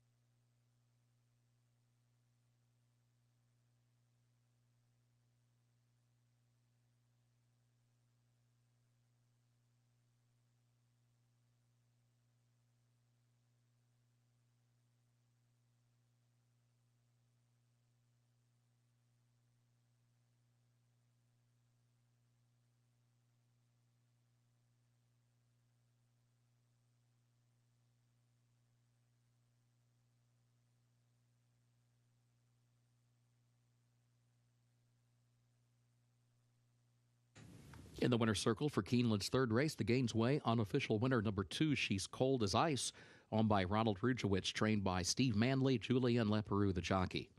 She's Cold as Ice, a 3-year-old filly by Keen Ice out of Ms. Can't Be Wrong by Mizzen Mast, winner bred in Kentucky by Bob Feld and Barry Berkelhammer. 7 furlongs over the fast main track, 1 minute 25.79 seconds. Results of race 3 official, 2-3-6-8, the official results.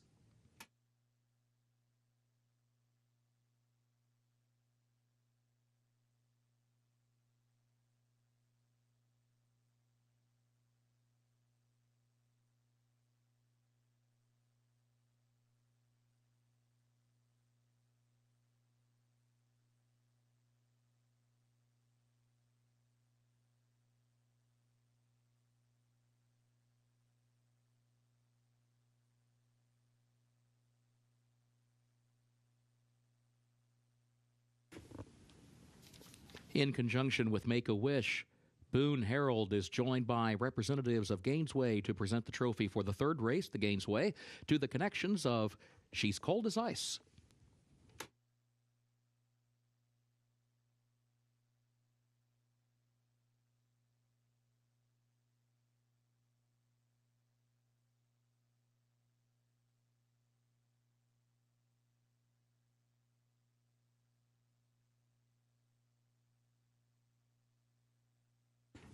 Keeneland's fourth race upcoming, including double and pick 3 wagering. Main track is fast, turf listed good today. In the fourth race, scratch the 6, Full Impact. Scratch the 6, Full Impact. Race 5, scratch the 6, Dr. Nash. and scratch the 7 Civics class. That's in race 5. Scratch the 6 Dr. Nash and scratch the 7 Civics class. 6th race, scratch number 6 Charriere. That's the 6th race. Scratch number 6 Charriere.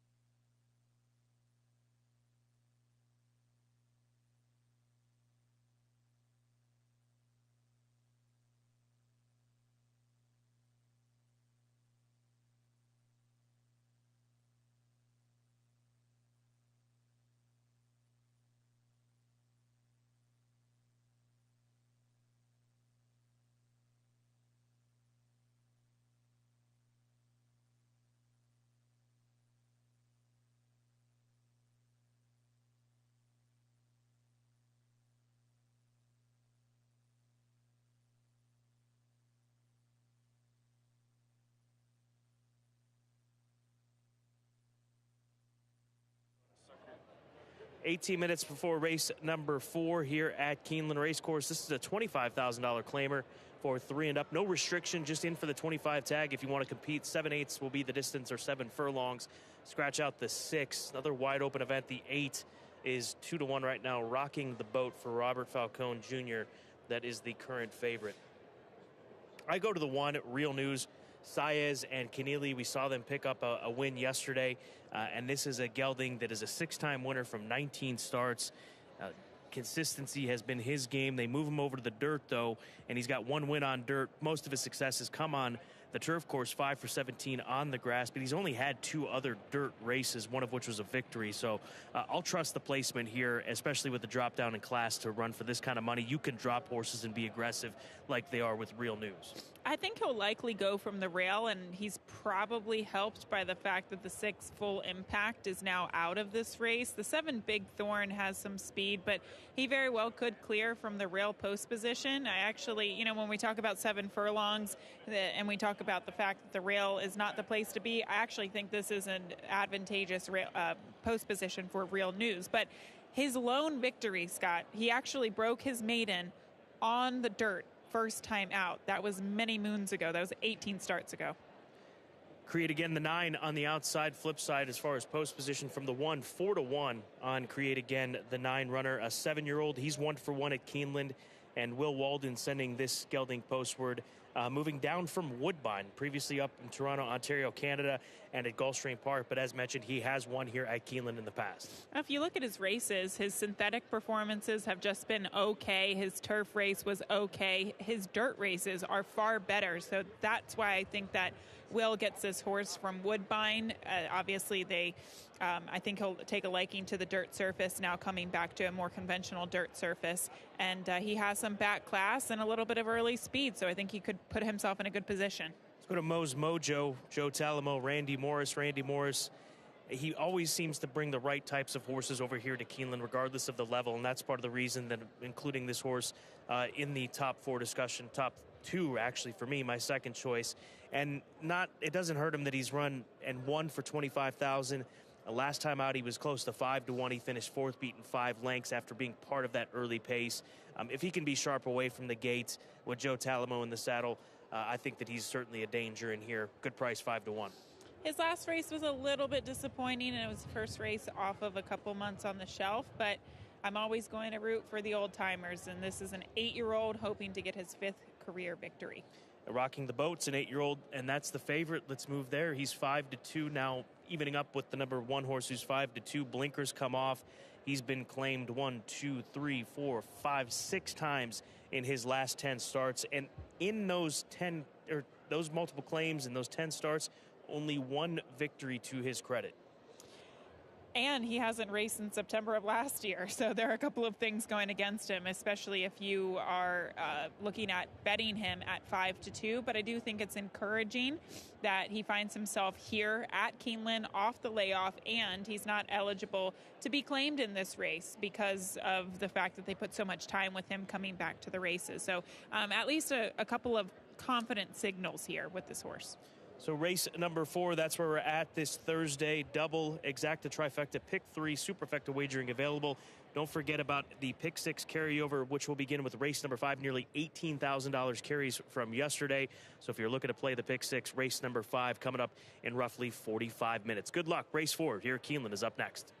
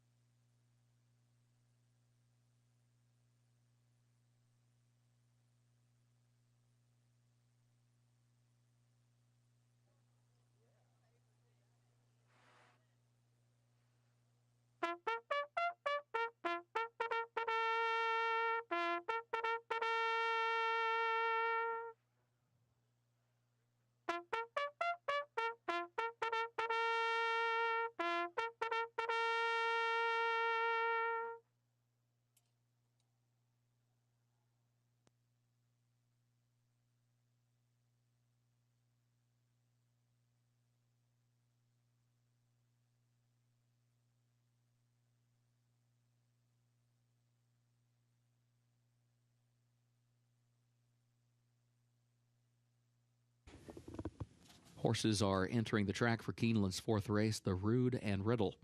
3-year-olds and up, 7 furlongs over the fast main track, $25,000 claiming price.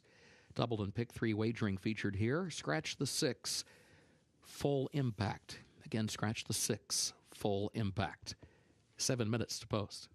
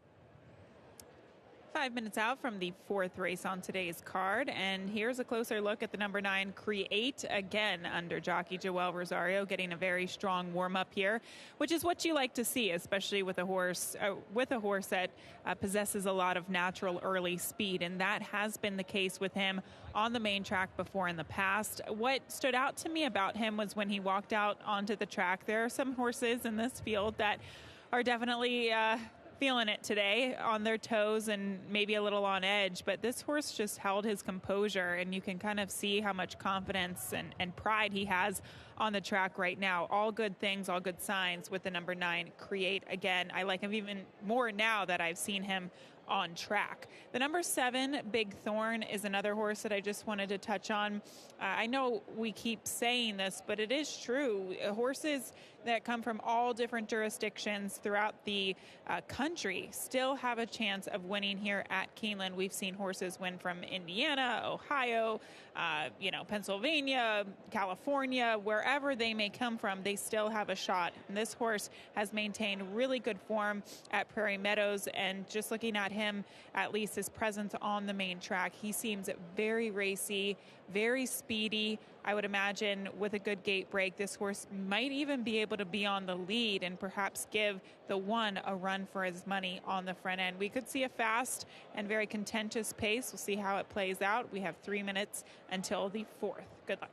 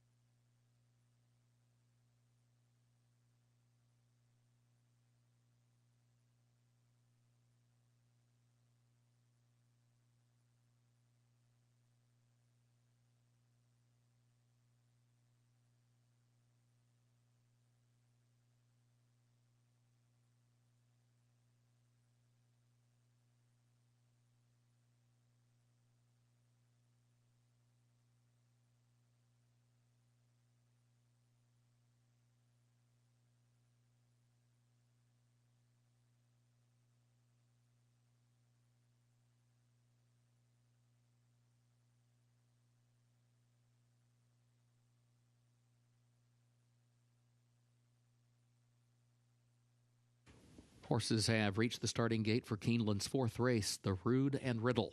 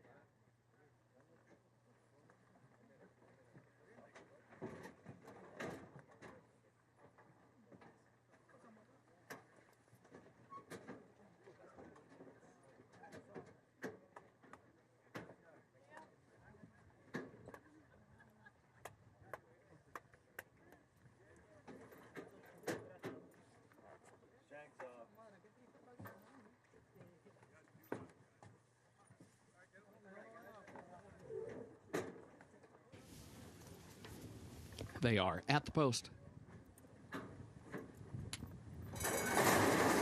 They're off. There goes Big Thorn up toward the outside, out for the early lead. Create Again has early speed as well. Here comes Real News kicking in down toward the inside, moving up a closer third as they head up the back stretch. Big Thorn, the leader. Big Thorn gets over to the rail, leads it by a length and a half. Create Again goes second, a half length. Real News is third by 2. And then King's Mischief, who travels a lane off the rail in the fourth position. Mo's Mojo, fifth down toward the inside. Rocking the Boat, sixth up on the outside. Followed by Rolling Fork, who is in seventh position. Joined by Motagali at the back. 22.57 seconds, the time for the opening quarter. Onto the far turn, Big Thorn, the leader.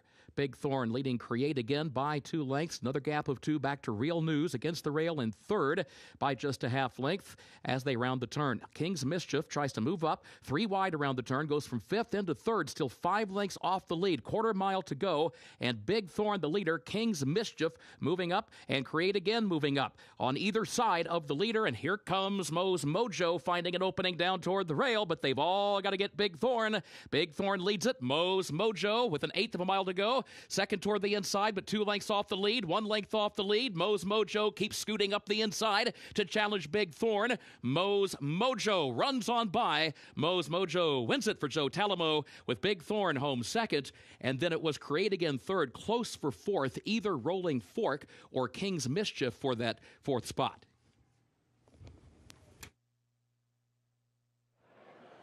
Boy, Mo's Mojo had a lot of real estate to work with down on the inside. Everybody far off the rail. Joe Talamo keeping after it. Looked like the horse out in front of him as they hit about the 16th pole was going to be able to keep on going, but Mo's Mojo pulling off this victory. How about 9-1? This horse was about 5-6-1 once they reached post time. Yeah, this was a great price on this horse. Big Thorn, he didn't really corner that well, Scott, coming around the final turn. He opened up the rail by a couple of lengths. Mo's Mojo had so much room down on the inside, but it took the strength of Joe Talamo to get this horse to the finish line today at 9-1.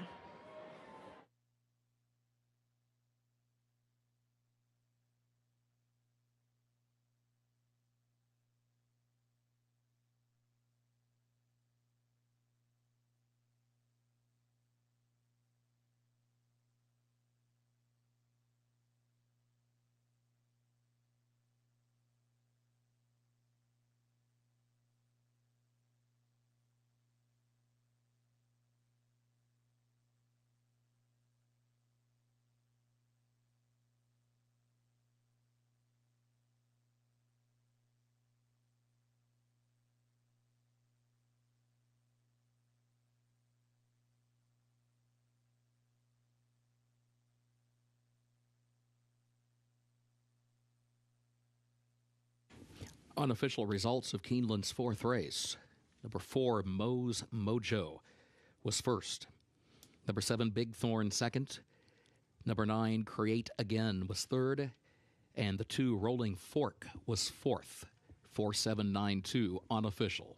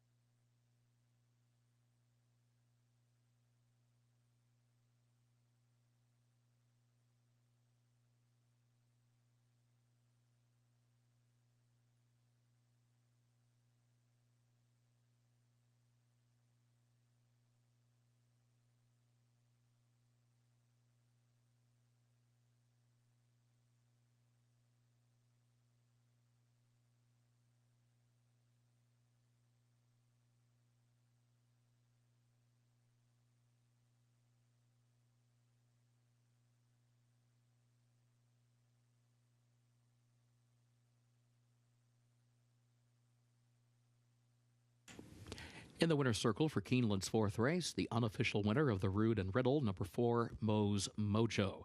Owned by DD Stables LLC of Donna Clark, trained by Randy Morris, Joe Talamo, the jockey. Moe's Mojo, 8-year-old son of Uncle Mo, out of Amy Limehouse by Limehouse, bred in Kentucky by Big C Farm. 7 furlongs over the fast main track, 1 minute 24.28 seconds. The results of race 4 are now official. 4792, the official results.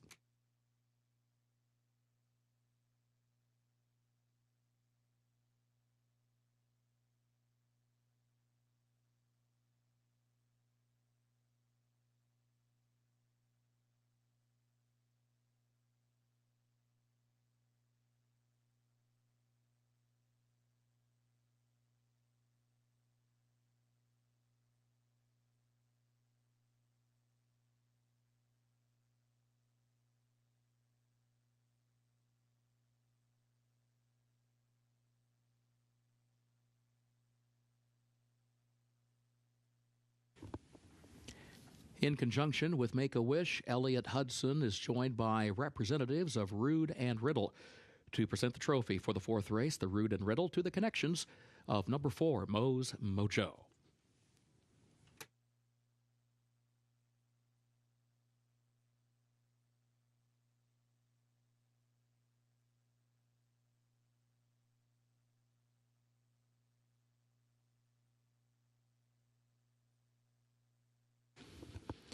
Keeneland's fifth race upcoming. Double and pick 3 wagering, start of the pick 6 with that $17,862 carryover. Main track is fast, turf good, rail at 10 feet on the turf course today. Race 5 will finish in the short stretch at the first wire. Scratch number 6, Dr. Nash, and scratch the 7 Civics class. Again, scratch 6, Dr. Nash, and scratch 7 Civics class. Sixth race, scratch number 6, Charriere. Sixth race, scratch number 6, Charriere.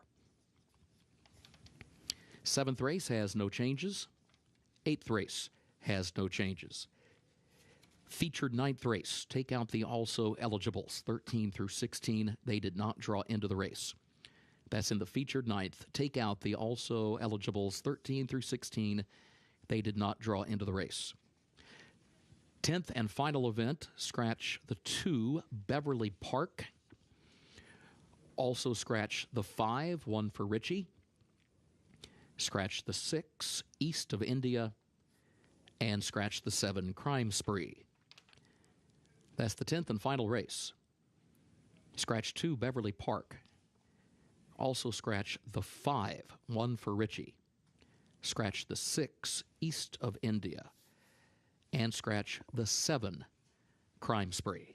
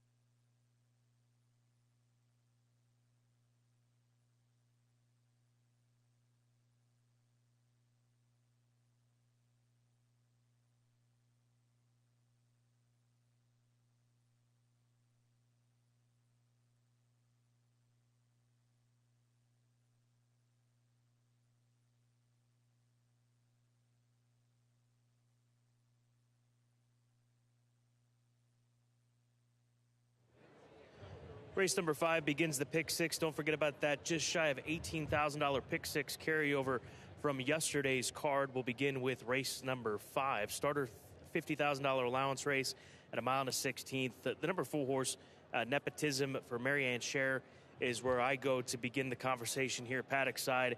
This is a gelding that comes off of a run in September at Churchill Downs, off of some time off from July to September. Prior to that, was running some solid races at 7/8, mile and a 16th, even at the one-turn mile. But Gabby, I think that getting that race under his belt and going back out to 2 turns is going to be a plus. And Saya's in the saddle, I think, is another positive sign for Nepotism, who's 5-2 current favorite. Yeah, sometimes when these horses who have so much speed and they go a mile, especially the one-turn mile at Churchill or 7 furlongs, they just go too fast in those races, and these types of horses just cannot catch their breath. That was the case with this horse. He was drawn the rail last time out. He was caught in that fast early pace and then just faded to finish 8th in that event. But hopefully a slower pace today, and he could very well dictate and be on the lead under Luis Saez.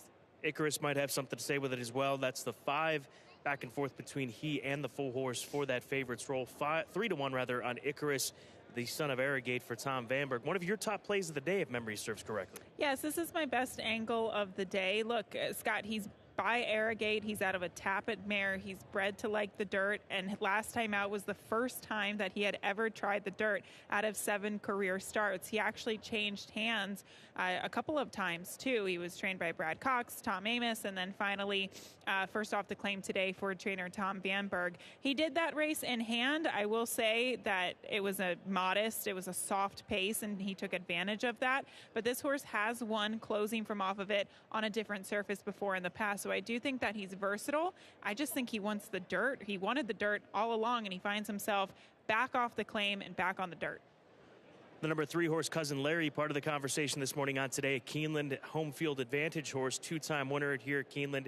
He's been a horse that he'll pop with a big race from time to time. It's tough to predict when that's going to happen if you look at his last 10 races, but you've always got to respect him. And this one for Michelle Level and Jack Gilligan in this 5th race is getting some respect. He's 5-1. Well, if you think the 4 Nepotism might not be able to get the distance, if Icarus forces the issue early and the pace falls apart, it will go into the hands of a horse like the 3 Cousin Larry, who should be closing. Quick to blame is the 8 for Jason Barkley. I believe we've seen a starter from Jason Barkley this meet, which normally he's got plenty to go over here at Keeneland. But here's another gelding that comes second off of a layoff from July to September between Churchill and back out to 2 turns, which could be a positive move for the son of the Breeders' Cup Classic winner, Blaine. He's a hard horse to figure because if you look at his allowance race back in June at Churchill Downs, that was really good. He finished second in a field of 8 at 20-1. And then, unfortunately, he followed it up with 2 average performances. I really do think the key is going to be the distance today, stretching back out to the mile and a 16th. I think that'll be better for him, and perhaps even this group that he faces. National Security, he's a son of Constitution who's done nothing but race on turf. I think that we would collectively say that you associate this kind of pedigree more with a dirt type of pedigree, but he's done nothing wrong in those turf races. He's 3 for 3 in the money with a win, second and a third. So we'll see how he fares here this afternoon, making the surface switch for Brad Cox and the Florent Giroux. He's eligible for the starter allowance. He debuted for $25,000, so obviously eligible for those $30,000 starter allowance races and this $50,000 allowance race. I don't know if it's more so because he's eligible for a race like this and they're trying the dirt, Scott, or if they wanted to try the dirt all along. I can't really kind of read the situation, but he is pretty live right now on the board at 7-2. Another wonderful competitive field on this Thursday afternoon as the breeze picks up here paddock side, 13 minutes away from the start of the Pick Six. Don't forget about that nearly $18,000 carryover in the Pick Six pool here at Keeneland.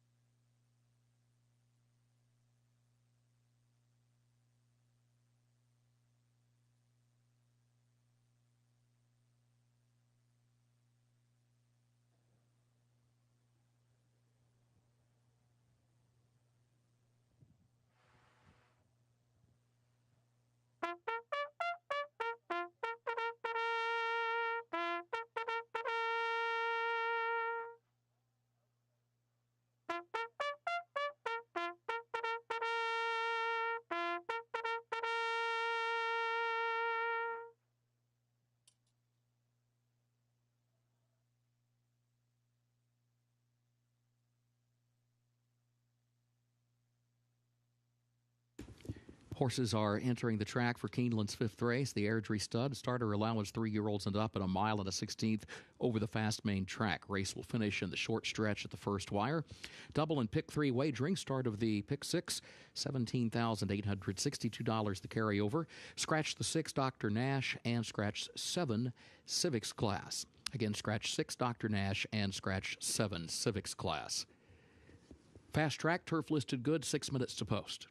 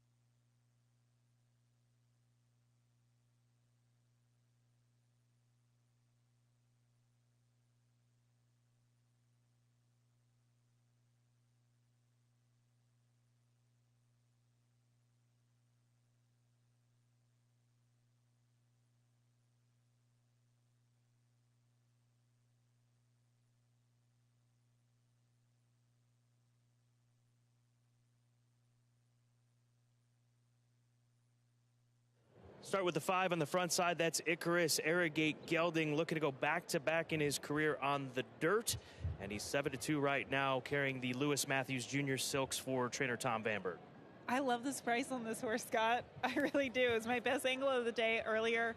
I just think he's a dirt horse. I think he can rate if other speed goes, and love the way he looks. Just really exuding confidence on the track today.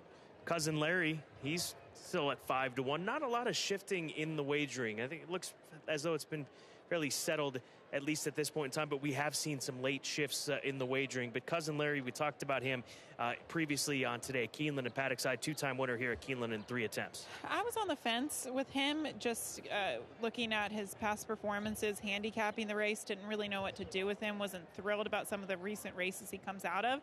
But I'd have to change my mind a little bit after looking at him on track. I think he looks great today. Mia comment, I just was speaking with Ron Marquette, who's had a busy couple of days. He's actually had his Breeders' Cup Sprint winner competing in the Retired Racehorse Project over at the Kentucky Horse Park. He said he just came over from there, and he was telling us how proud he is of the way that Whitmore has competed in that Retired Racehorse Project. But he said of this colt, they ran him at Churchill Downs with the intention of getting him ready for a race here. So the intention, race under his belt, get ready for this race. You always like to hear that from trainers, and I think it makes you more ready to place a wager on a horse, because there was the intent of that race catapulting to a better race here this afternoon at Keeneland Racecourse. This is the 2. Yeah, we'll see what Mia Comet can do. I think his hand might be forced with that inside draw and the presence of nepotism and other speed types, but at least he does have that one race underneath the belt last time out. He's on the board right now at 6-1. Final reminder from Gabby and myself, this does start the pick 6 with that carryover from yesterday of nearly $18,000. Good luck here at Keeneland.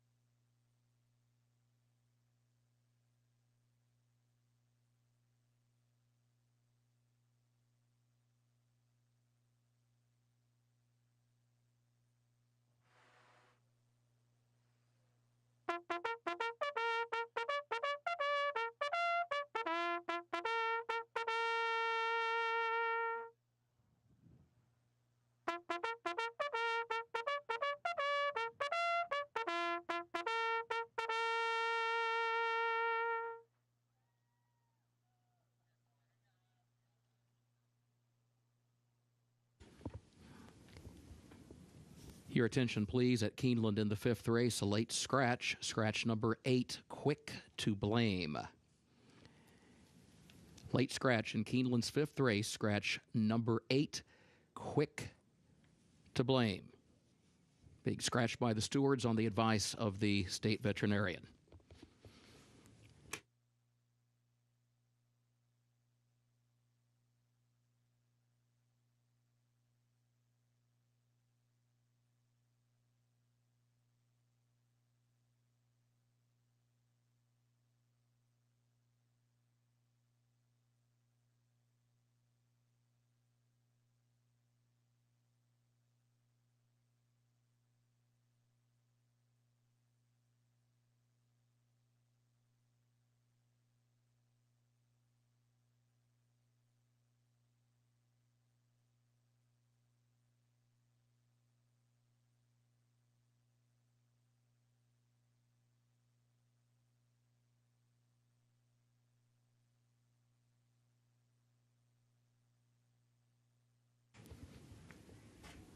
Horses have reached the starting gate for Keeneland's fifth race, the Airdrie Stud, start of the pick 6.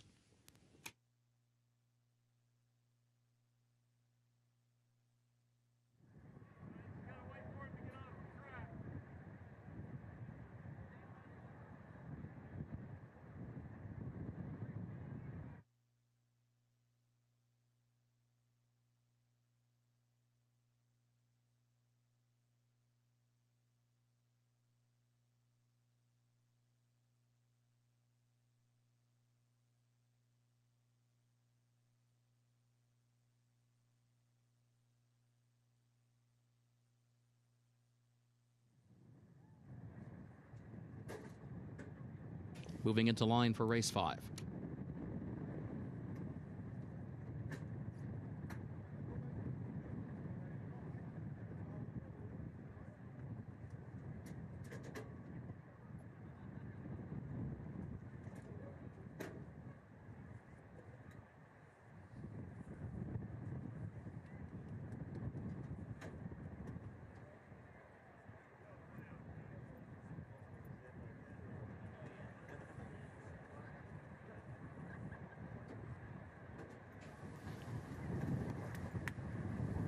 First wire, they are at the post.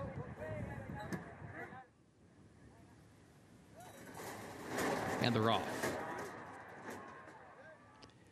There goes Maya Comet for the lead. Maya Comet right to the front in the opening strides, guides the field down to the first turn as National Security comes away in second position. Nepotism comes out racing in third, and there goes Ministerial moving up on the far outside. Fourth to third to second, a length off the lead, now beginning to draw closer to the leader midway on the first turn. Maya Comet hugs the rail, leads at a half length. Ministerial goes second by 2 lengths. Nepotism third a length. Icarus fourth ahead just outside of National Security, gap of 2 more lengths back to Cousin Larry, who's last. Opening quarter, 23.48 seconds. On to the backstretch, Maya Comet, head in front. Ministerial there up on the outside. Ministerial presses the issue. Maya Comet leads it, though. Gap of 2. Back to Nepotism third, a length and a half. Icarus fourth, a neck. National Security fifth to the inside of that one. And Cousin Larry is last. It was 46.71 seconds, the time for the first half mile. Maya Comet, the leader, by a half length over to the far turn. Ministerial second by just a length. Nepotism looking toward the outside from third now, starts to pick up the top 2. Here's Nepotism moving wider still onto the far turn. Now moves up into second, a length off the lead. Midway on the final turn, Maya Comet leads it by a length. Nepotism goes second. Icarus wide in third, 5 lengths from the front though. Quarter mile to go. Maya Comet leads it. Nepotism tries to draw alongside. Then a gap of 4 more lengths back to Icarus, followed by National Security. Top of the short stretch. Nepotism moving up on the outside to put the test to Maya Comet. Nepotism pokes ahead in front, leads at a half length, coming to the final furlong, and Cousin Larry has picked up 2 positions, changing lanes far outside, 3 lengths, 2 lengths from the lead, but the wire's coming. Nepotism in front. Cousin Larry to second, Maya Comet third. Nepotism the leader, Nepotism the winner for Luis Saez. Cousin Larry was across the line in second, and Maya Comet was third.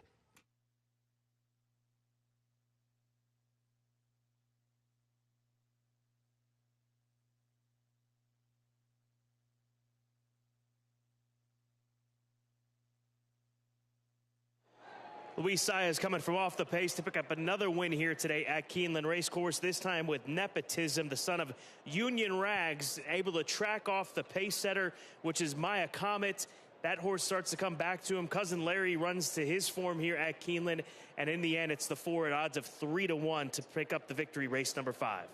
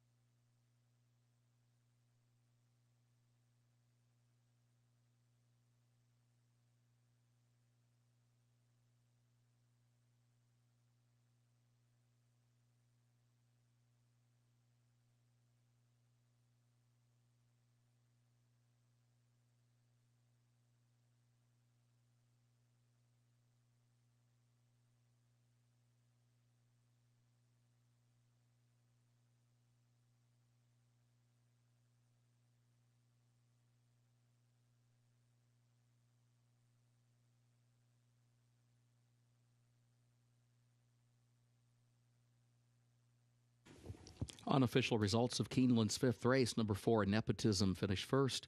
Number 3, Cousin Larry, was second. Number 2, Maya Comet, third. Number 5, Icarus, fourth. 4-3-2-5, unofficial.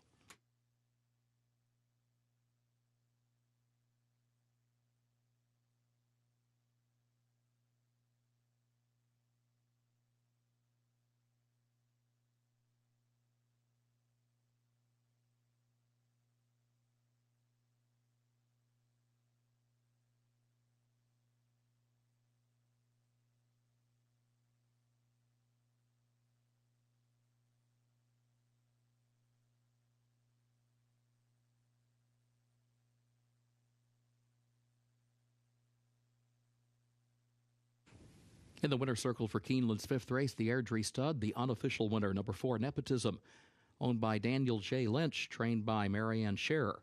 2 wins today for jockey Luis Saez. Nepotism, 4-year-old gelded son of Union Rags, out of Sweet Tess by a Fleet Alex, bred in Kentucky by Hinkle Farms. Mile and a 16th over the fast main track, 1 minute 46.04 seconds.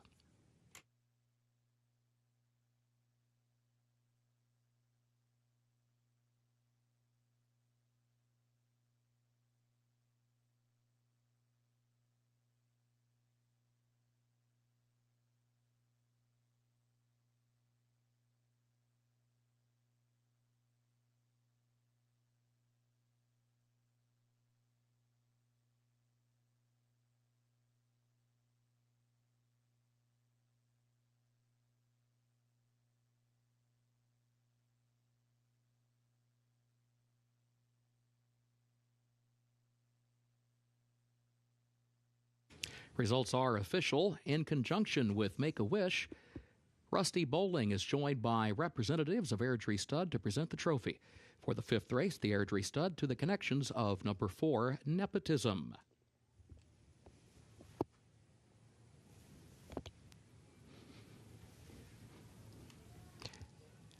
And the results of race 5 are official. 4-3-2-5, the official results.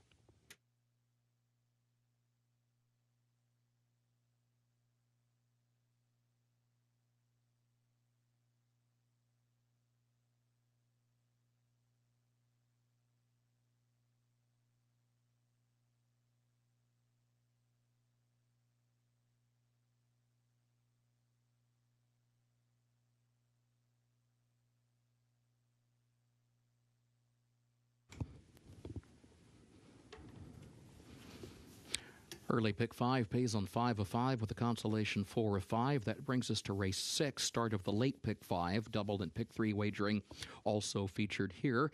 Main track is fast, turf listed good, rail at 10 feet on the turf course today. In the 6th race, scratch number 6, Charriere. 6th race, scratch number 6, Charriere. 7th race has no changes. 8th race has no changes. The featured 9th. Take out the also eligibles, 13 through 16. They did not draw into the race. That's the featured 9th. Take out the also eligibles, 13 through 16 did not draw into the race. 10th and final race, scratch the 2, Beverly Park. Scratch the 5, 1 for Richie. Scratch 6, East of India. And scratch 7, Crime Spree. That's the 10th and final race. Scratch 2, Beverly Park. Scratch 5, 1 for Richie. Scratch 6, East of India. And scratch 7, Crime Spree.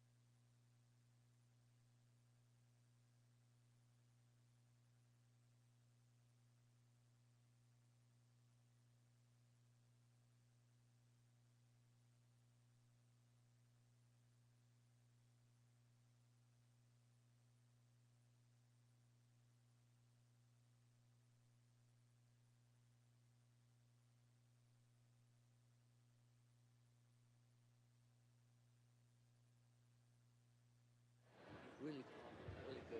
There's a look at the number 8 horse here for race number 6, Signs, a filly by Honor Code, who's making her second career start. And right now, this 8 runner sits at 2-1, shortest price in the field. Takes a class drop, a pretty big class drop as well. Flo sticks with this 2-year-old filly after being bet on debut at Churchill. But for me, Gabby, this is all about the class drop in for 50 for this young filly. Yeah, but to talk more in detail about that debut, Scott, she showed early speed. They went 22-2 opening quarter. She actually dueled with another filly in that race who faded to finish 4th. So I actually thought it was a little bit of a negative that she dueled and finished 7th with a filly that actually wound up finishing 4th in there. But it was a live race. The winner came out of the Brendan Walsh barn. It was a live first-time starter for Godolphin. Beautiful pedigree, the winner, and it was a pretty decent final time there too. So this filly is taking a big drop in class in just her second start. Let's move over to the number 2 horse, your top play in here, Divine Grace, Peaceful Moments of 3. Divine Grace is the 2 for Michael Ann Ewing. Hasn't run in a couple of months, has had a couple of bullet workouts for what it's worth over at the Thoroughbred Center. But Divine Grace, Ray Gutierrez back into the saddle, and another filly that's in for a tag for the first time. She might have just found the right field today, or maybe not, Scott, but she is gradually improving with each and every start. She comes in off of a couple of months off the shelf, and she drops in for the $50,000 tag. This is the first time going against Claiming Company. And the way I see it is that there are a lot of fillies that are lightly raced in here. There are a lot of fillies that are dropping in class. This filly has race experience. She's coming in off of a freshening, and she is gradually improving in her form. That's why I went to the 2 Divine Grace, because she also offers to be a pretty decent price right now at 4-1. I'm So Cozy, the number 1 horse, 13-1. Whit Beckman, still in the early days of his training career. He's had quite a bit of success with his turf runners. Not surprising that they debuted this filly on the grass course, given where Whit's come from as far as the programs that he was an assistant trainer for. But she drops in class back on dirt, or onto dirt, I should say, for the first time in her career. So surface switch is always something you got to take a look at, especially with young horses. So I think that she's worth a look at 13-1 as my second choice. I didn't know what to do with her just because she didn't show anything in that debut, and she also wasn't bet at all at 53-1. So hopefully she shows a little bit more speed with the drop in class and coming to the dirt surface today, especially with that rail draw.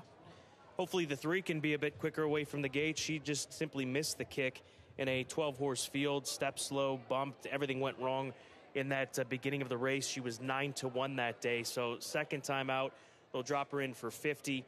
And like I said before, you can be aggressive here in Kentucky, especially with the way that these purses are right now. And when you've got a filly they paid $20,000 for, running for $49,000, not a bad situation to be in. Right.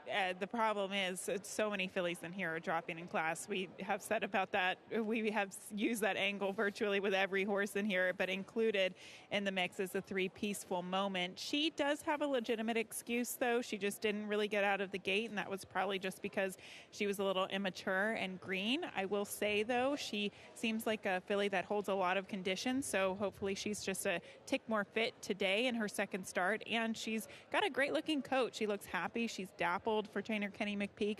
Maybe one to consider at 5-1. The 5 Marseille is 10-1. She's dropped in for a tag and showed some improvement, at least some life in that most recent start. Now they'll take the blinkers off. An interesting move for a filly that's shown speed, but perhaps hoping to look for a little bit more of something late by taking these blinkers off of this filly in her 5th start. Yeah, I still think she'll be forwardly placed. She still has so much natural speed, but she remains at this level. If you look at the maiden $50,000 race that she comes out of, I have a tendency to think that this race might be a little bit tougher, but I'll use her in the top 3. 13 minutes away from race number 6. This begins the late pick 5 here at Keeneland on this Thursday, October 13th card. Good luck.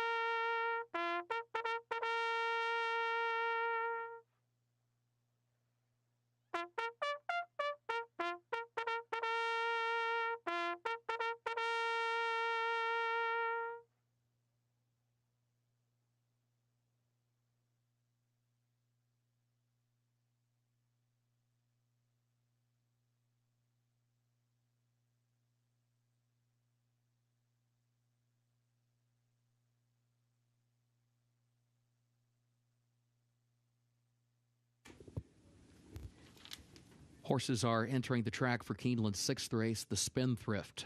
Maiden claiming race for 2-year-old fillies, price of $50,000, 6 furlongs over the fast main track. Scratch number 6, Charriere. Double and pick 3 wagering start of the late pick 5. Main track is fast, turf good. Post time in just 5 minutes.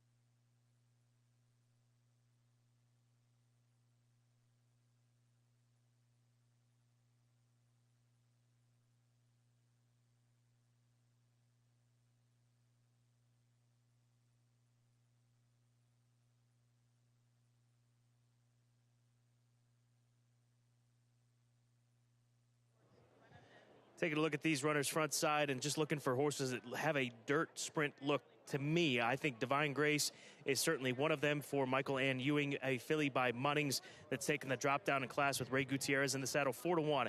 Watch out for Divine Grace. The number 3 horse, Peaceful Moment, is another one. I think that she'll run better today. She looks like she should be able to push herself away from the gate much better than what she did on debut where she broke so slow. And she's 9-2 right now in the wagering. And then Marsanne, another one that has that look to me as a dirt sprinter. We've seen her sprint most recently for 50. They take blinkers off. 9-1 on the board. Another wide open race here today at Keeneland on this Thursday card. This race does start the late pick 5. Good luck.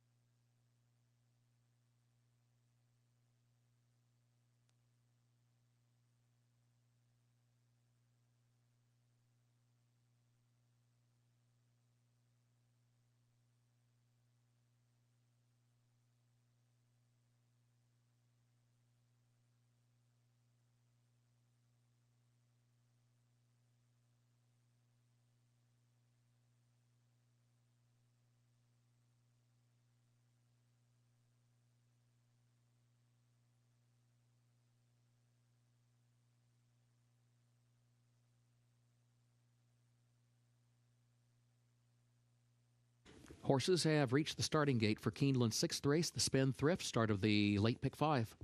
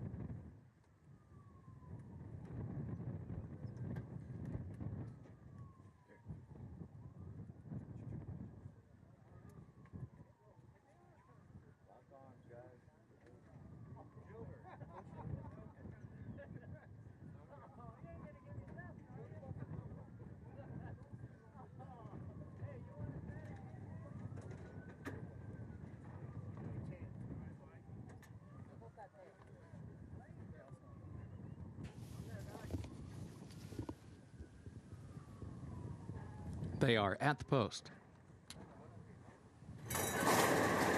And they're off. There goes to visibility from the outside. Signs and Marsan have early speed. It's smooth like ice up close to the opening strides as well. Those 4 go to the front through the cracks. Comes away running in 5th. Divine Grace is 6th. Peaceful Moment is 7th. I'm So Cozy is 8th. Right now is in 9th position.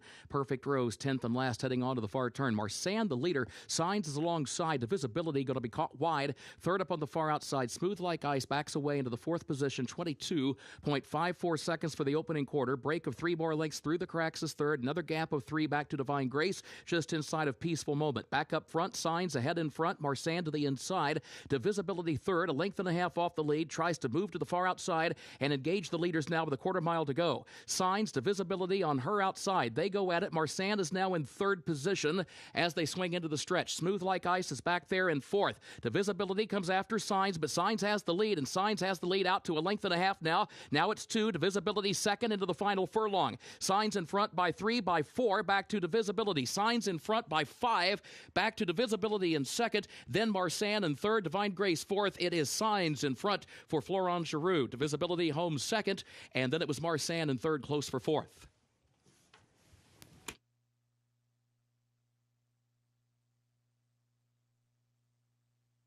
Signs delivers here for Global Racing Stable, Brad Cox and Florent Giroux as they lay it down with about an 1/8 of a mile left at this point in time. It's game over. Signs was too much for him. Went off at odds of 6-5, the favorite. Yeah, there were a couple of horses stacked up on the front end. You couldn't really notice who would make the lead early, but it really didn't matter in the end. She took a little bit of pace pressure and kicked clear in the end. Big class relief today. Second time out for trainer Brad Cox. Gets the win at 6-5.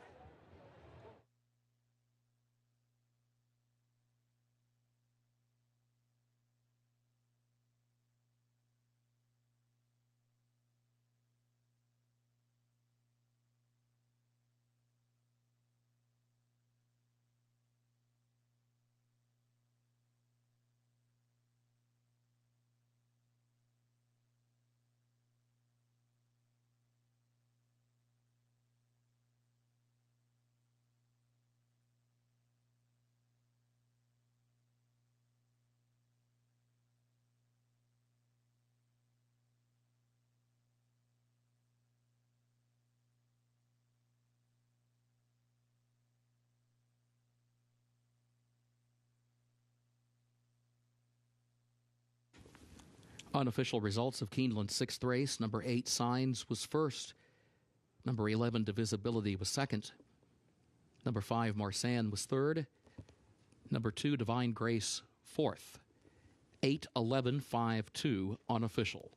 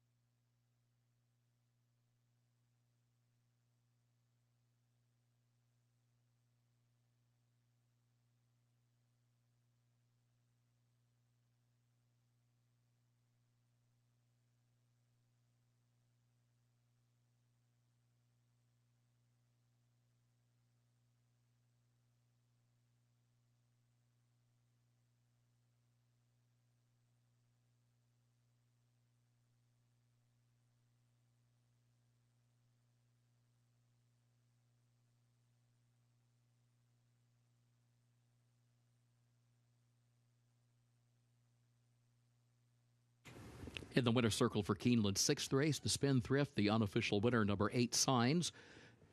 And now the official winner, number 8, Signs, owned by Global Racing Stable LLC of Rafael Salas, trained by Brad Cox. Florent Giroux is the jockey. Signs, a 2-year-old filly by Honor Code out of Conquistadore by Speightstown, bred in Kentucky by Global Thoroughbreds. 6 furlongs over the fast main track, 1 minute 12.55 seconds. Results are official for Keeneland's sixth race, 8-11-5-2 official.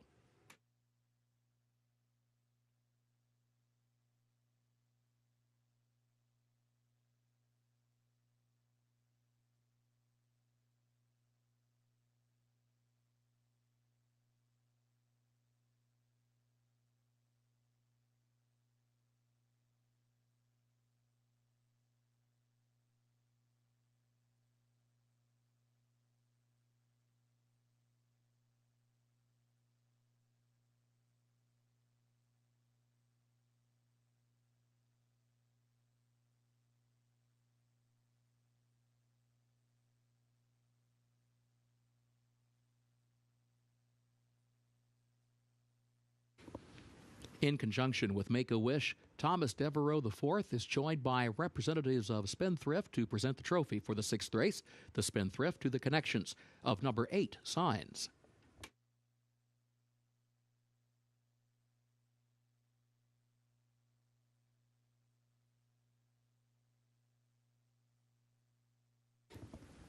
Keeneland's seventh race upcoming, double and pick 3 wagering start of the late pick 4. Main track is fast, turf listed good. No changes in race 7, none in race 8. Looking ahead to the featured 9th race, a reminder, take out the also eligibles 13 through 16. They did not draw into the race. Featured 9th, take out the also eligibles 13 through 16. Did not draw into the race. 10th and final event, scratch the 2, Beverly Park. Also scratch the 5, 1 for Richie. Scratch the 6, East of India, and the 7, Crime Spree. That's the 10th and final race. Scratch number 2, Beverly Park. Also scratch the 5, 1 for Richie. Scratch the 6, East of India. And scratch the 7, Crime Spree.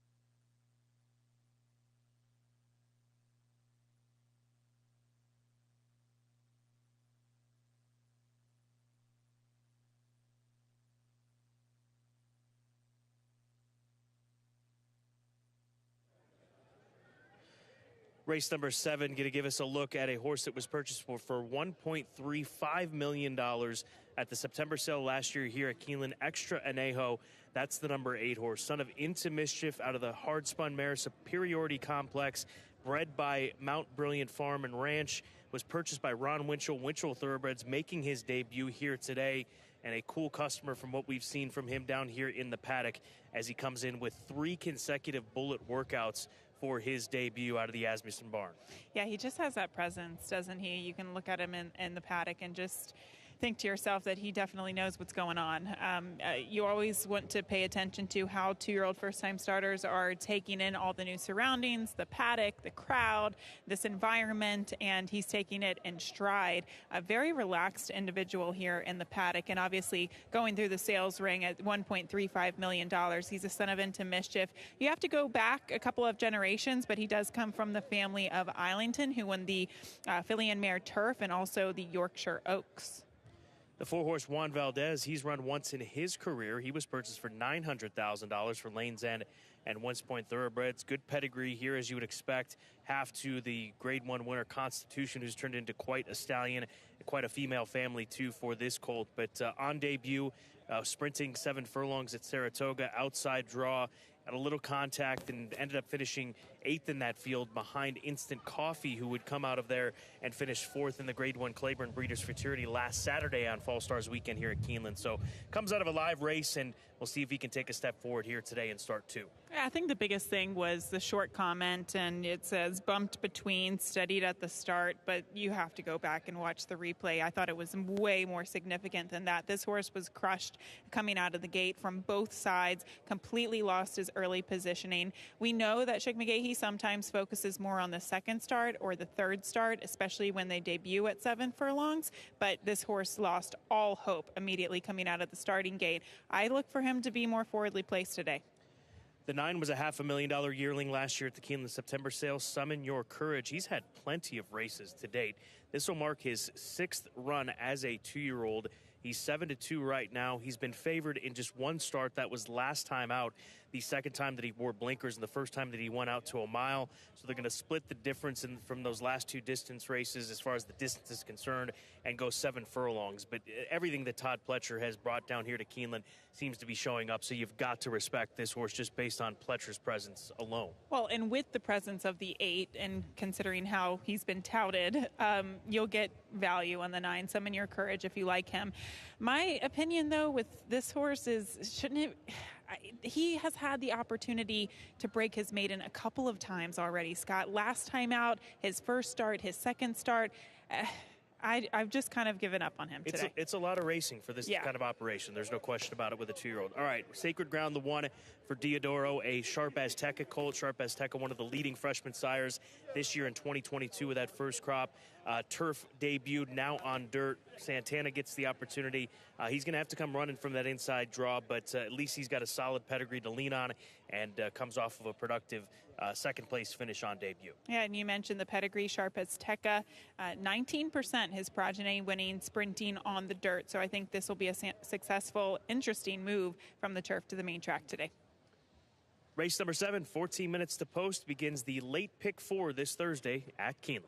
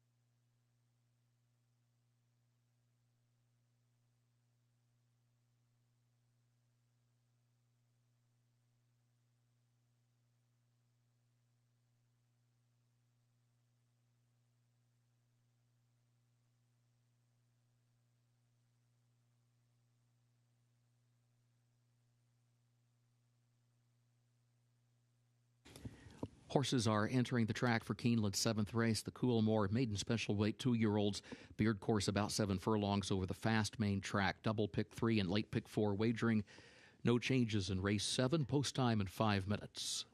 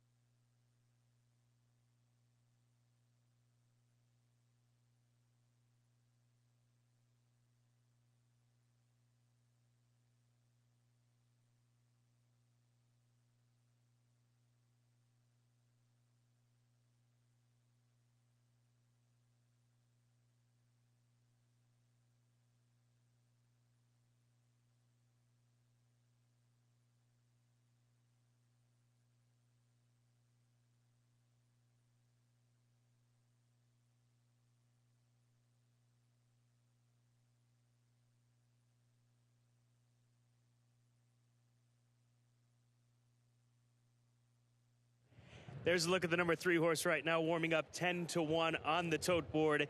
Tashibui, a Kopai race day, who looks phenomenal out there. And this is a horse, speaking of high purchase prices, they bought him back in April down in Florida for nearly $500,000. Commonwealth Racing Windstar Farm, finished 4th on debut.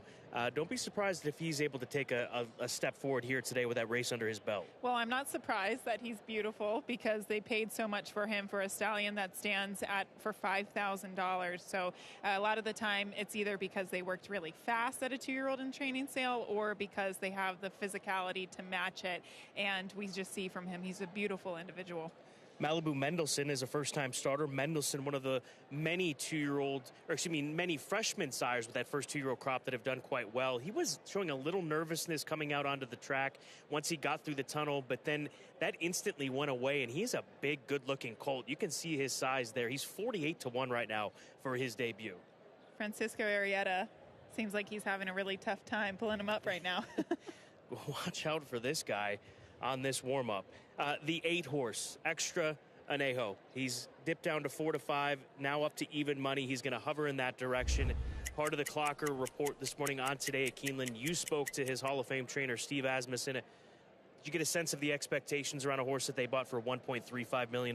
They're high, right? Are you shocked by my response? No. No. And he said that the one thing about this horse is that he is so mature, physically mature, but also mentally mature, how he acts in the morning. And we see that this afternoon. It looks like he's done this 1,000 times before, Scott. You don't normally see a 2-year-old first-time starter act this professional and calm.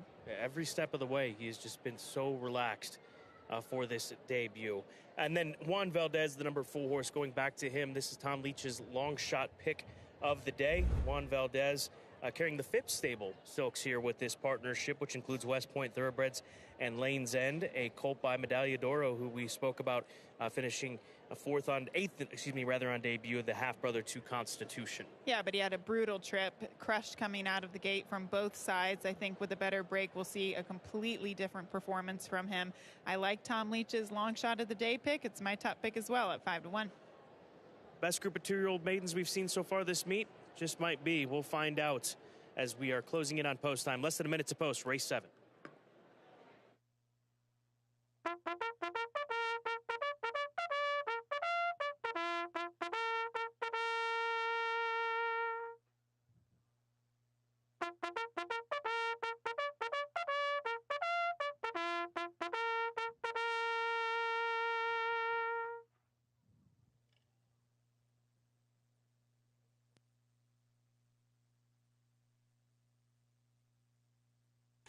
Horses have reached the starting gate for Keeneland's 7th race, the Coolmore, start of the late pick 4.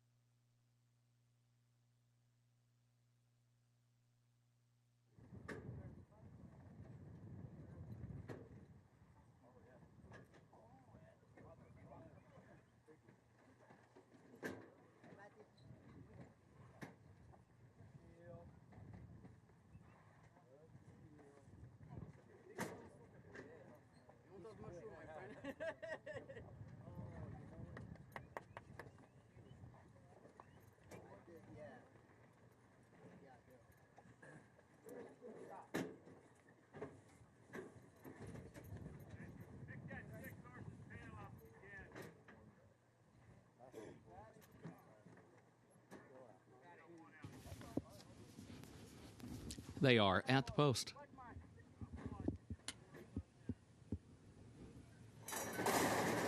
And they're off. Malibu Mendelssohn off a step slowly. There's Summon Your Courage, Extra Anejo, and Sacred Ground to the inside. They come to the front in the opening strides. Freezing Point will join them. Center of the racetrack, Extra Anejo is the leader. Gets over next to the rail. Freezing Point second ahead. Summon Your Courage between that pair is third. Now a gap of 2 lengths back to Sacred Ground in fourth. Shebue moves up between horses in 5th position. Juan Valdez 6th up on the outside. A break of 4 more lengths back to Wilderzar in 7th. Level Up is 8th. Malibu Mendelssohn is in 9th. Relampajo Verde is last of the 10. Extra Anejo the leader. 22.57 seconds the time for the opening quarter. Extra Anejo leads it by a length and a half around the far turn. Freezing Point, second 3/4 of a length. Summon Your Courage is third by a length. Shebue is fourth, running nearly 5 lengths off the lead, though. Then a break of 5 more lengths back to Juan Valdez and Sacred Ground. Extra Anejo comes to the quarter pole, has opened up on a 5-length lead to the top of the stretch. Summon Your Courage is in second. Shebue is in third. Freezing Point is fourth. Extra Anejo just glides into the final furlong. 8 lengths to the good. Shebue in a tussle for second with Summon Your Courage. Extra Anejo, a sparkling debut for the Keeneland September $1 Million Baby. It is all Extra Anejo. Tyler Gaffalione aboard. Shebue got second.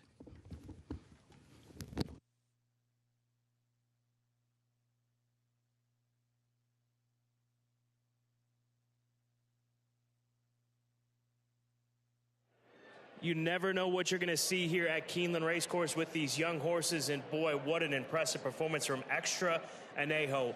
Colt never looked like a loser from the time they brought him to the paddock to the time he went out on the racetrack to the time that he broke away from the starting gate. What an effort we saw today. I agree with you, Scott. He broke well, found himself forwardly placed. It was all said and done from there. Extra Anejo, the $1 million baby, with a knockout performance.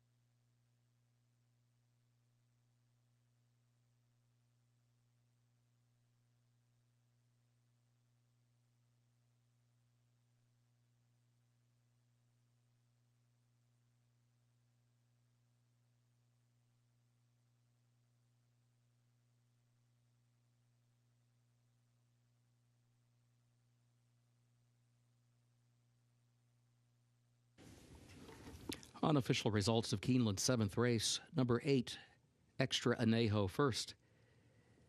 Number 3, Sheboy, second. Number 9, Summon Your Courage, third.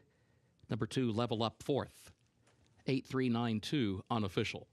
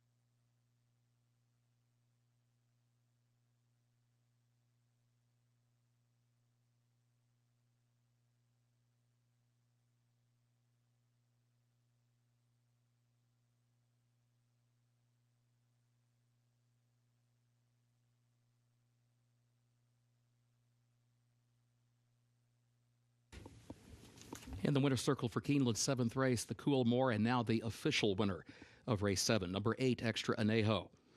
Owned by Winchell Thoroughbreds LLC of Ron Winchell, trained by Steve Asmussen, Tyler Gaffalione, the jockey. Extra Anejo, 2-year-old son of Into Mischief out of Superiority Complex by Hard Spun. The winner bred in Kentucky by Mount Brilliant Farm and Ranch LLC. Keeneland September sales graduate gets the beard course distance of about 7 furlongs in 1 minute 27.17 seconds. 8392, the official results for Keeneland's 7th race.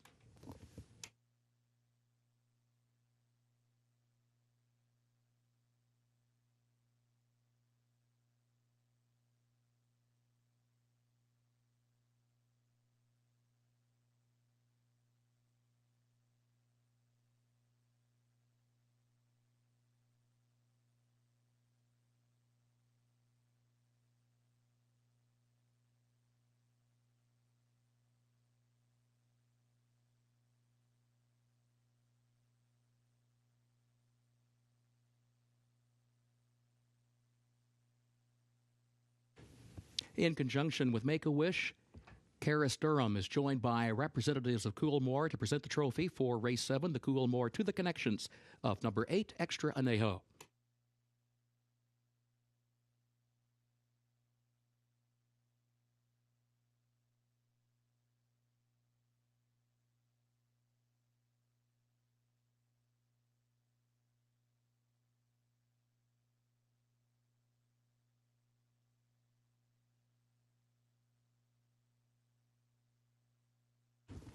Keeneland's 8th race upcoming. Double and pick 3 wagering offered here. Starts the last of the day's rolling pick 3s.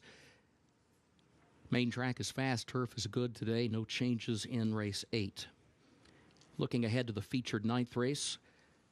A reminder, take out the also eligibles 13 through 16. They did not draw into the race. That's the featured 9th. Take out 13 through 16. They did not draw into the race. 10th and final event, scratch the 2 Beverly Park. Scratch the 5, 1 for Richie. Scratch the 6, East of India. And scratch 7, Crime Spree. That's the 10th and final race. Scratch 2 Beverly Park. Scratch 5, 1 for Richie. Scratch 6, East of India. And scratch 7, Crime Spree.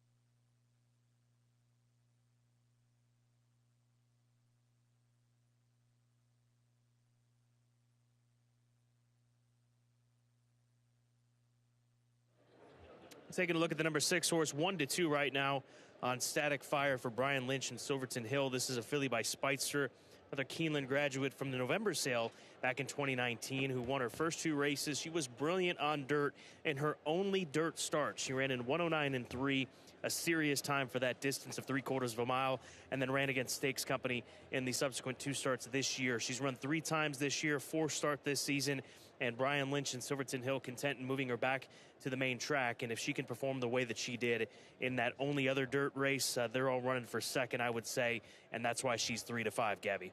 Yeah, that one race on the dirt was very, very impressive. She broke sharply out of the starting gate, displayed some pretty brisk fractions, and just kept on going. She beat a nice field that day as well.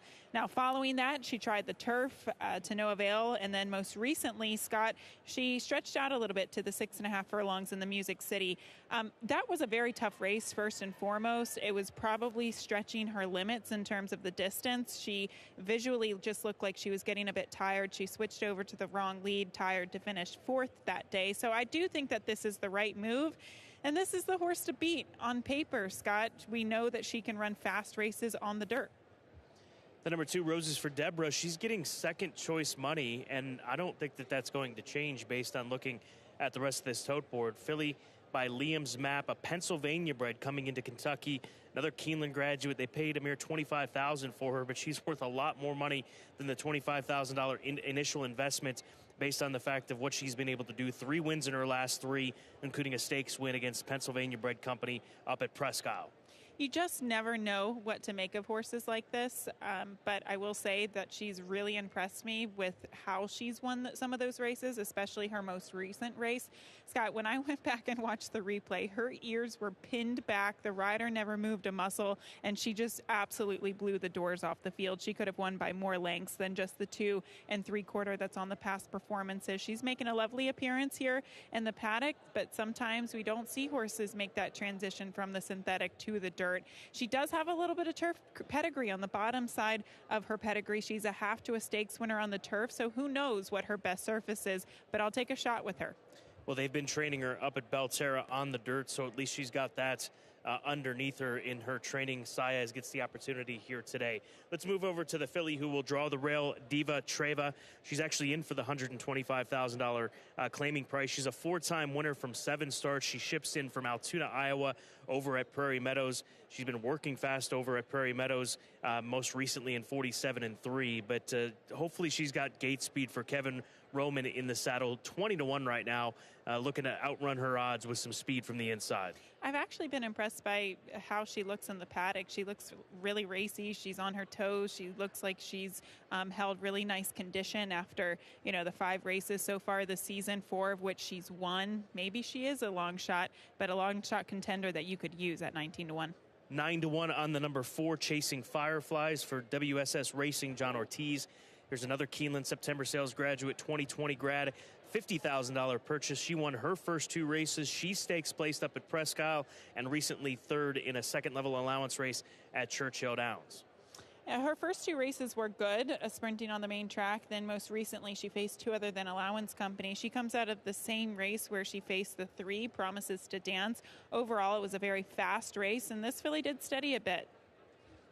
Let's go to the 3, Promises to Dance. Florent Giroux, Brad Cox looking for another win today together, and 8-1 on the tote board. I mean, just the more you look at this race, there's not a single toss out. Even though the 1 is 17-1 now, the 3 is 8-1. Every one of these fillies has races that are good enough to win against this group here today. Well, the interesting thing about her is that she ran really fast first time out. She lost in that race, but she got an 84 by her speed figure.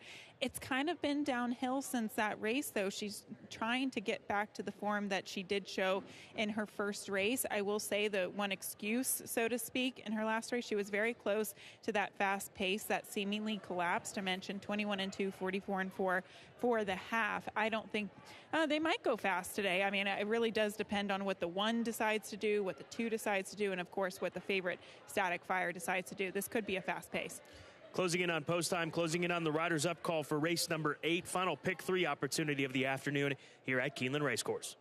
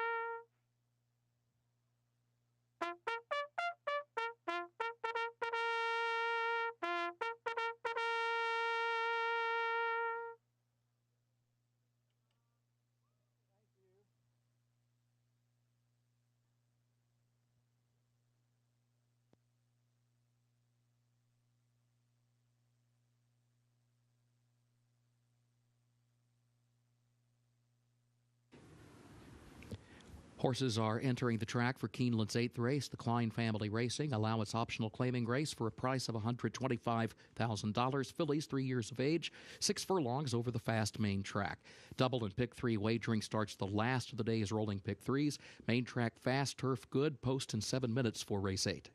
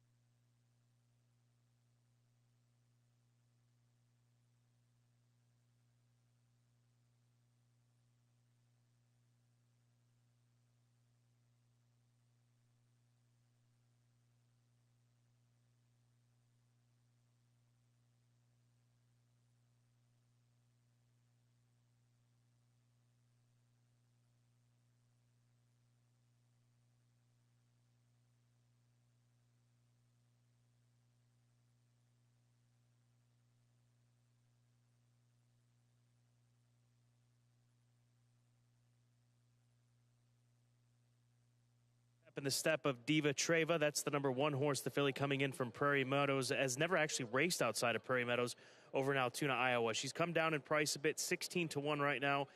The thing about horse racing is obviously these fillies and colts, geldings, etc., don't know where they're coming from. They know that their job is to come out here and try to do what they possibly can, and they have, especially when they've got experience. So you can't knock horses that have won the amount of races that she has. Diva Treva, like the energy that she's displaying here. Now 15 to 1 on the tote board, coming down slightly in price. Roses for Deborah, same situation. She just came out, ears pricked forward, taking in her surroundings, and like we said, she's been training up at Belterra in Ohio to get ready for this Keeneland debut. First time that she'll race away from Prescott Downs as she breaks away from the pony. Nice, easy warm-up for the daughter of the Breeders' Cup Dirt Mile winner, Liam's Map, who was able to win right here at Keeneland Racecourse. So again, easy warm-up under Luis Saez. And then Static Fire to the outside. I think just looking at her physically, from my perspective at the very least, you can see she looks like a turf-built type of filly, just that kind of long, lanky torso that she has, and not quite as a rounded back end. So nonetheless, she has been effective on both surfaces. We'll see how she transitions back to the dirt with this outside draw that she's been dealt in a 6-horse field. Really shouldn't be a problem for her. But no wrong ideas, in my opinion, when it comes to this race. Go on with what you like, as you've got 4 minutes in race number 8 to get before race number 8 to get those wagers in. Good luck.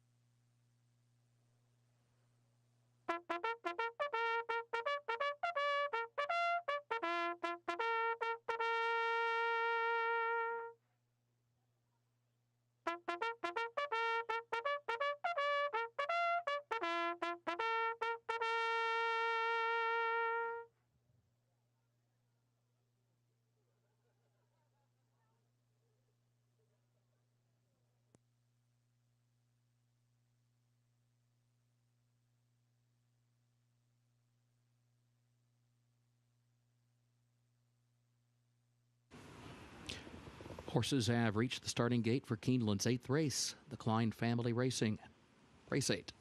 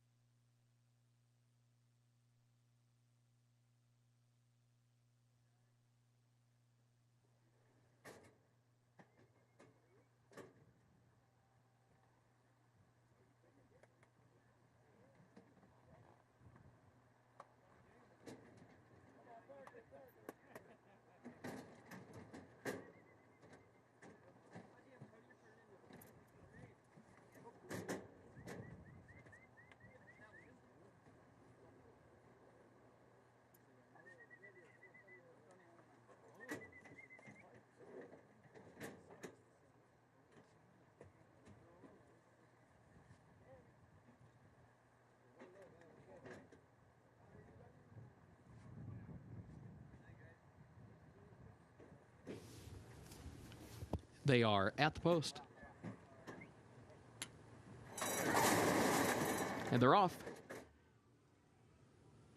Mystique Saboteur broke alertly, but now Diva Triva kicks in down to the inside and comes forward. Promises to Dance moves up into the second position. Static Fire now moves up in the center of the racetrack. Mystique Saboteur is going to drop out to the back of the pack now. That will allow both Roses for Deborah and Chasing Fireflies to move by as they head for the far turn. Diva Triva, the leader, against the rail, only by a half length though. Static Fire, second up on the outside. 22.43 seconds, the time for the opening quarter. Roses for Deborah, third a half length. Promises to Dance, fourth up on the outside. Chasing Fireflies is now fifth, and a gap of 8 more lengths back to Mystique Saboteur, who's last. Around the far turn to the top of the stretch, Diva Triva, Static Fire. They go 1-2, separated by a length as they move for the top of the lane. Here comes Static Fire now, making a more serious bid for Diva Triva for that lead. Roses for Deborah, third, 3 lengths away. Promises to Dance is in fourth. Past the 8th pole they go. That lead battle continues. Static Fire puts ahead in front. Diva Triva not willing to go away that easily. So Static Fire buckles down now and takes the lead by a neck. Now by a half length. Static Fire in front for Julian Leperoux. Static Fire to win it. Diva Triva was across the line in second, and then Promises to Dance third.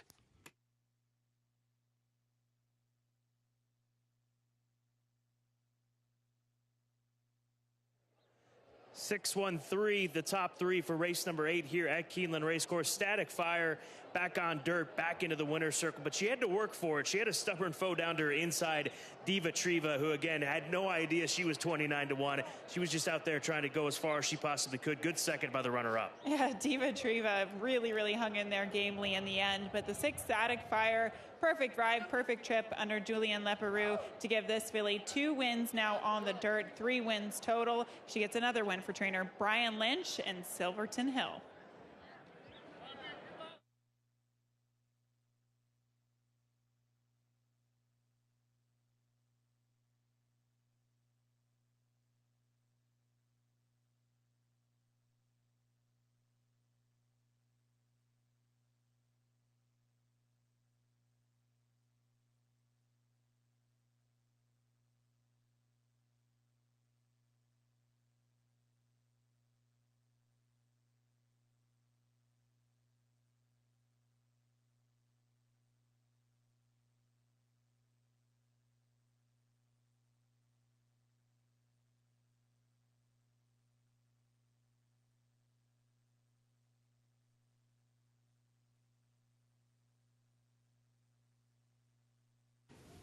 Unofficial results of Keeneland's 8th race. Number 6, Static Fire, was first. Number 1, Diva Triva, second. Number 3, Promises to Dance, third. Number 2, Roses for Deborah, fourth. 6132 unofficial.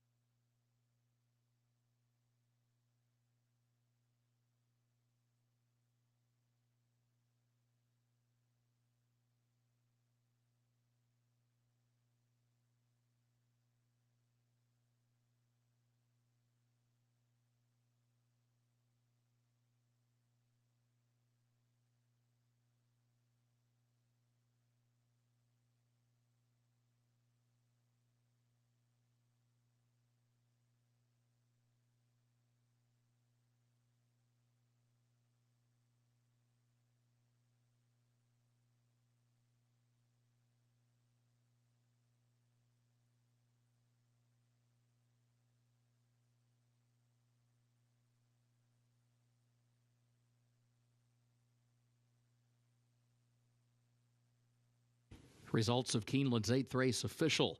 6132, the official results.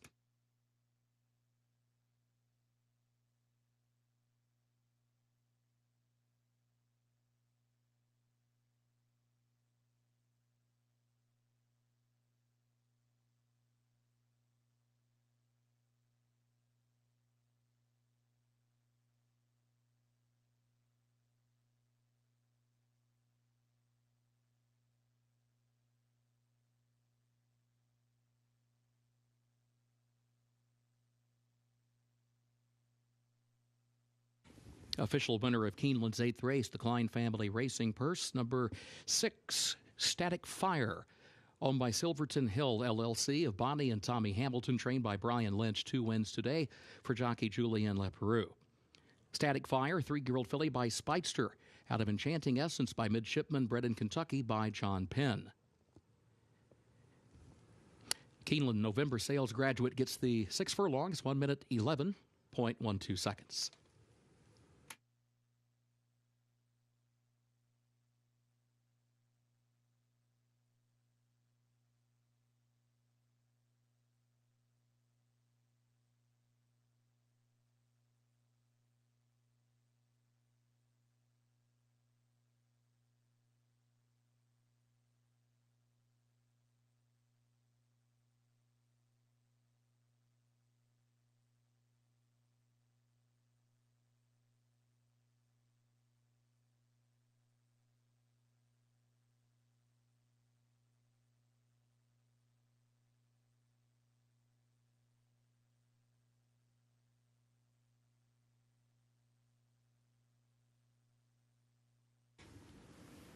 In conjunction with Make-A-Wish, Luke Johnson is joined by representatives of Klein Family Racing to present the trophy for the 8th race, the Klein Family Racing, to the connections of number 6, Static Fire.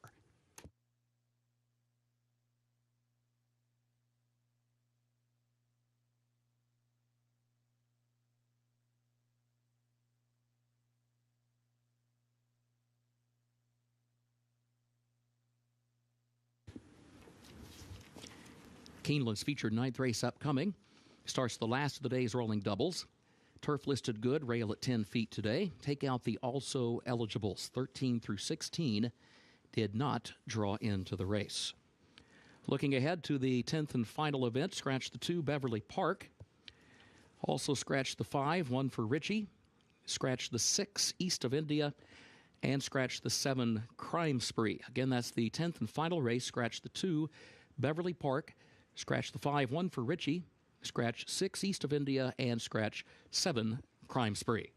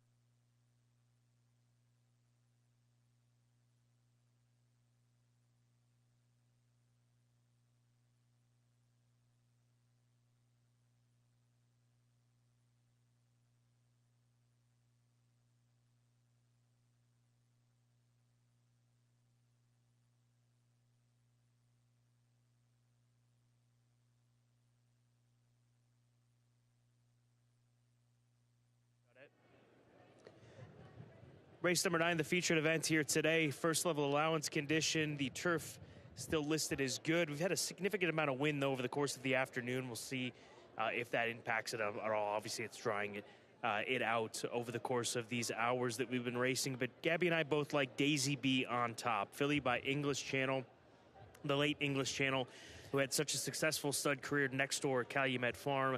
And this filly back onto this Keeneland turf course. She was a wire-to-wire winner last fall in October, just over a year ago, and comes back with just one start this year at the age of 3. That was a run at Kentucky Downs, I think, getting her ready for Rusty Arnold and Calumet Farm, the former home of the late English Channel, to run a big one here today. Daisy B on top for the both of us, and she's 4-1. Good price.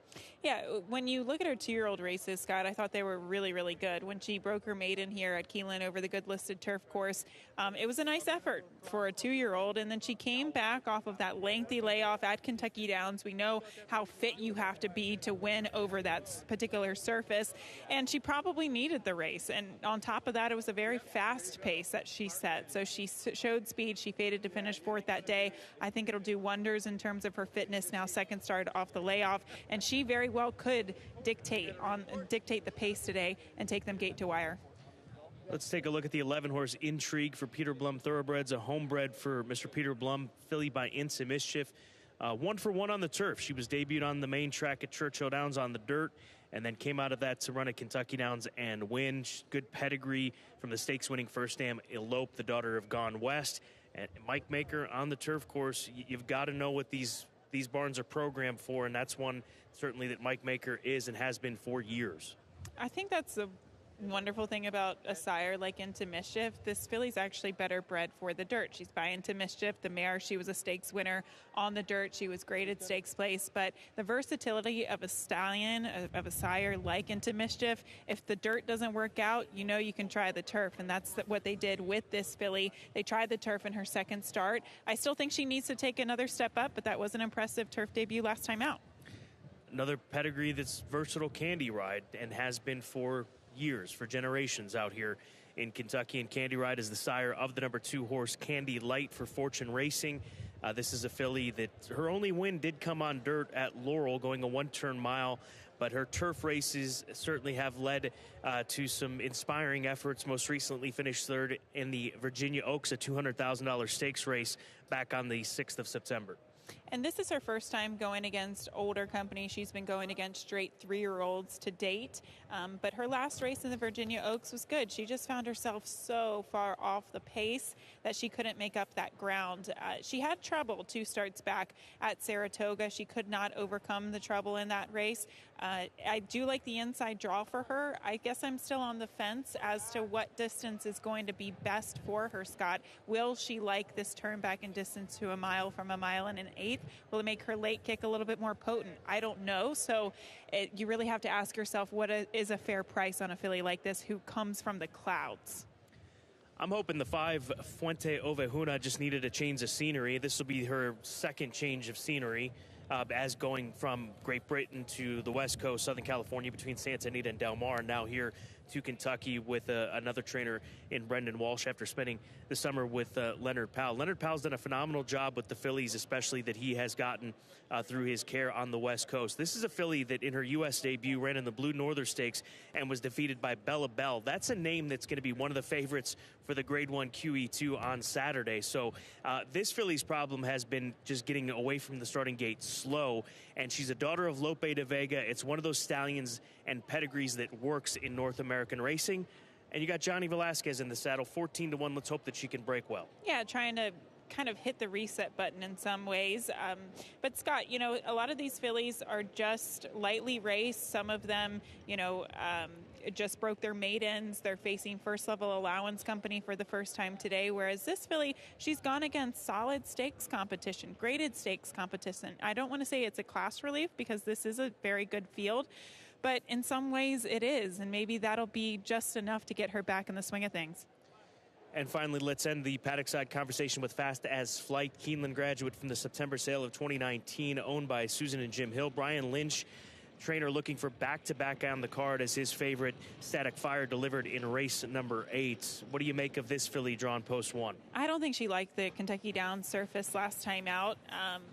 Sometimes it changes from year to year. She clearly liked it in her second start last September, but when I went back and watched the replay of her most recent event, she ran with her head way high in the air. She never looked like she really got her feet underneath of her. So I looked to some of her other turf performances for maybe a true indicator as to the performance she might put on today, and I think some of those races would be comparable to her field today. Now, the great betting race 3-1 is the shortest price right now, which would mean at least an $8 winner if the 2 comes through with that victory. Good luck in your wagering endeavors. Race number 9 starts the late daily double. This is the feature coming up next at Keeneland.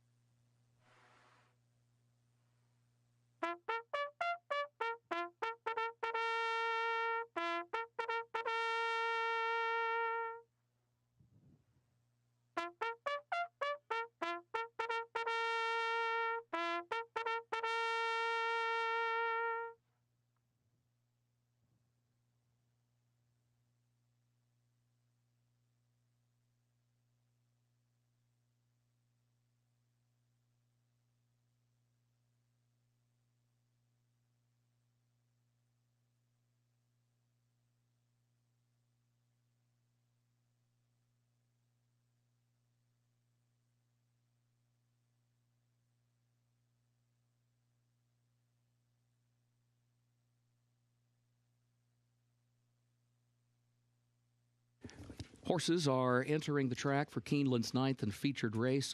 The Hagyard allowance for fillies and mares age 3 and up, 1 mile over the turf course, listed good. The rail at 10 feet today. Starts the last of the day's rolling doubles. Take out the also eligibles 13 through 16. They did not draw into the race. Post time 6 minutes.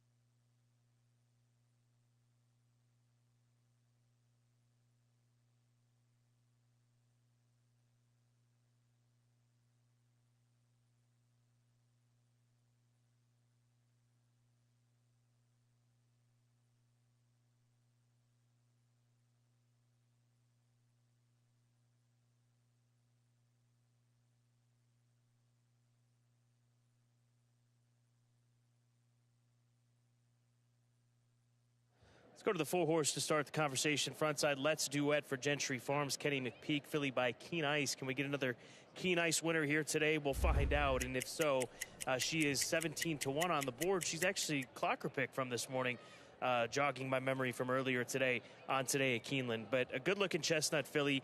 I like the way that she acted. She's acting in a positive manner, in my opinion.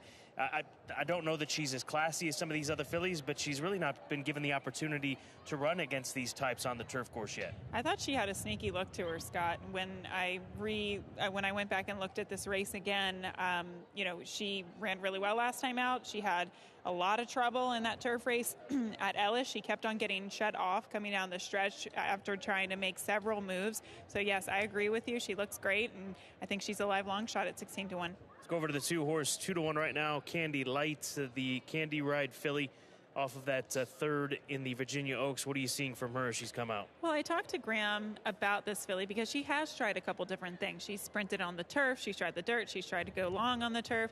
And he said, she's a filly that can be really keen in the morning, so he thought that she might have been a sprinter. It turns out that she didn't even show speed in her turf races going long, so she's just kind of, one that's a little perplexing. But if she does run back to her last race, I still think that she is live here at 5-2. And we'll wrap up the front side conversation with the 11, 8-1. That is Intrigue. Spoke about this filly on the other side, Into Mischief filly, good pedigree. And Mike Maker, a lot of reasons to think that she can do well here at 8-1. Yeah, I just liked her in the post parade, Scott. I ran over here to watch these fillies in the post parade, and I just thought she had a look about her and just really presenting herself elegantly today. This is the featured event. Less than 3 minutes to post. Race number 9. They'll be moving over to the turf course here shortly. Good listed going for today's feature. 1 mile on the turf. First level allowance company at Keeneland.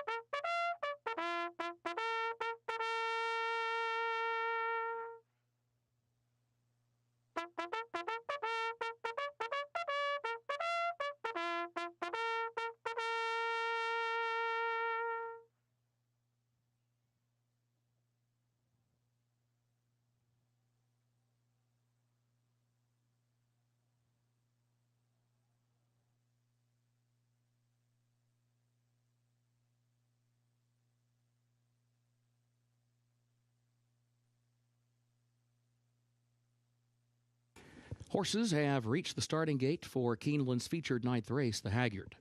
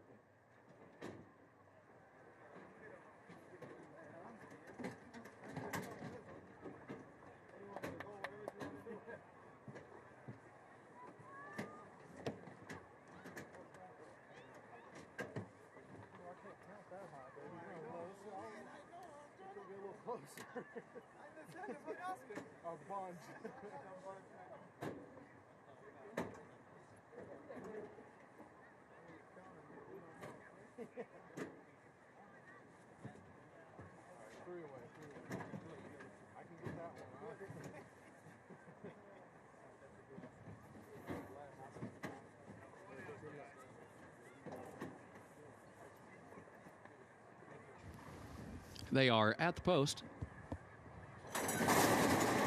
And they're off. There goes Daisy B. Daisy B bounds right out of the gate, goes out for the lead. Fastest Flight is there toward the inside. Intrigue moves up out in the center of the course as they head down into the first turn. Daisy B has the lead. Intrigue is there up on the outside. Fastest Flight is in third position. Tourist, a lane off the rail between horses in fourth. Jubilee Bridge 3 wide in the fifth position. Explicate going to move in the center of the course from sixth. Saki is seventh, back toward the inside. Fuente Ovejuna moves up from the eighth position, one spot heading off the first turn. Cuzzy Wuzzy is in ninth position. Candy Light is toward the rail near the back of the pack early on in 10th. And then Let's Duet is 11th, followed by Blissful, who is last of the 12, 24.8 seconds, the time for that opening quarter.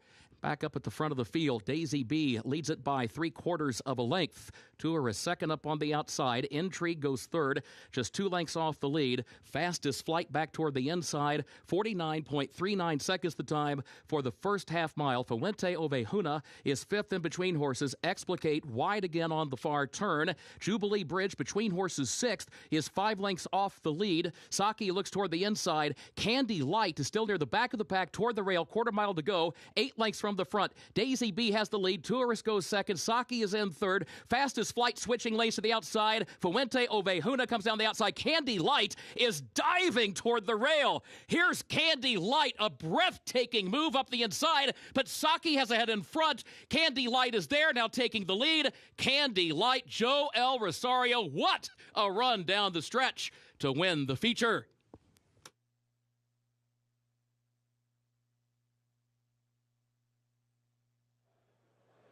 And boy, did she have to come with it. Not the fastest pace that you would expect at a mile, 49 and change for the half, and 114 flat. Our filly out in the front end that you and I like, she did everything that she possibly could.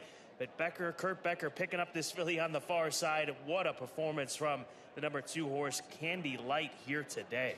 You could tell that Joel Rosario had a lot of filly underneath of him, but he had nowhere to go until finally they hit the top of the stretch and the rail opened up. This was a patient ride. Instead of trying to go wide, he just waited, bided his time for some room, and she delivered. Man, what a wicked turn of foot closing from off of it to get the job done at 8-5. It's going to be 2-3-5 unofficially for our feature.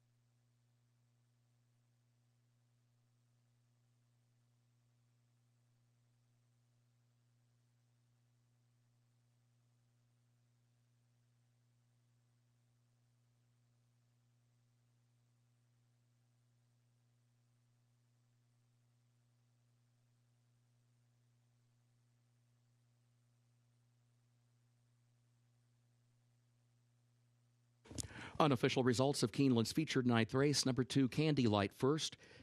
Number 3, Saki was second. Number 5, Fuente Ovejuna was third. And number 1, Fast S Flight fourth. 2-3-5-1 unofficial.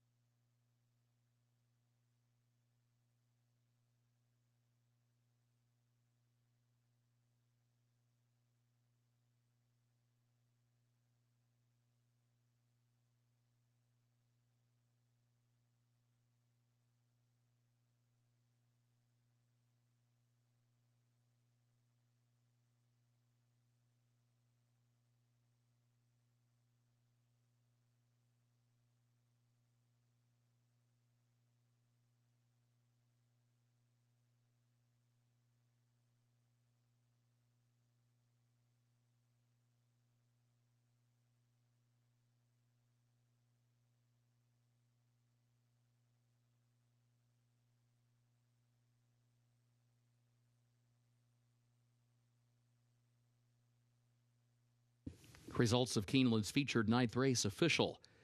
2-3-5-1, the official results.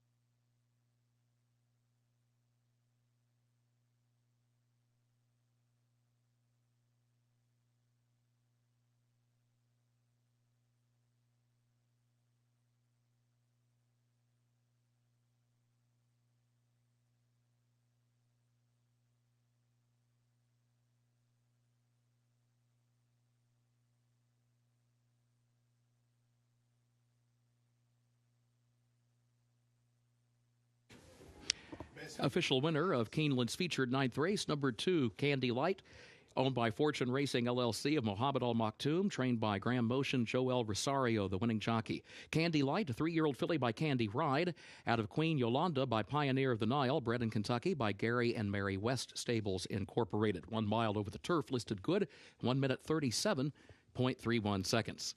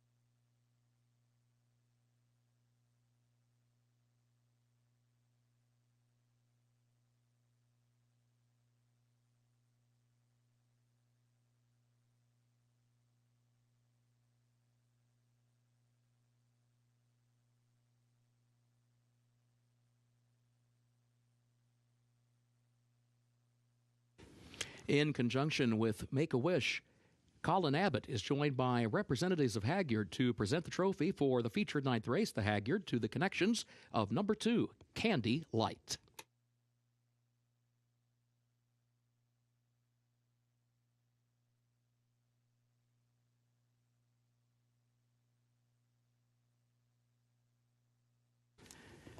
Keeneland's 10th and final race upcoming. No carryover for the Toyota Super High 5. Scratch the 2 Beverly Park. Also scratch the 5, 1 for Richie, the 6 East of India, and the 7 Crime Spree. Again, scratch 2 Beverly Park. Also scratch 5, 1 for Richie, 6 East of India, and 7 Crime Spree. Main track listed fast.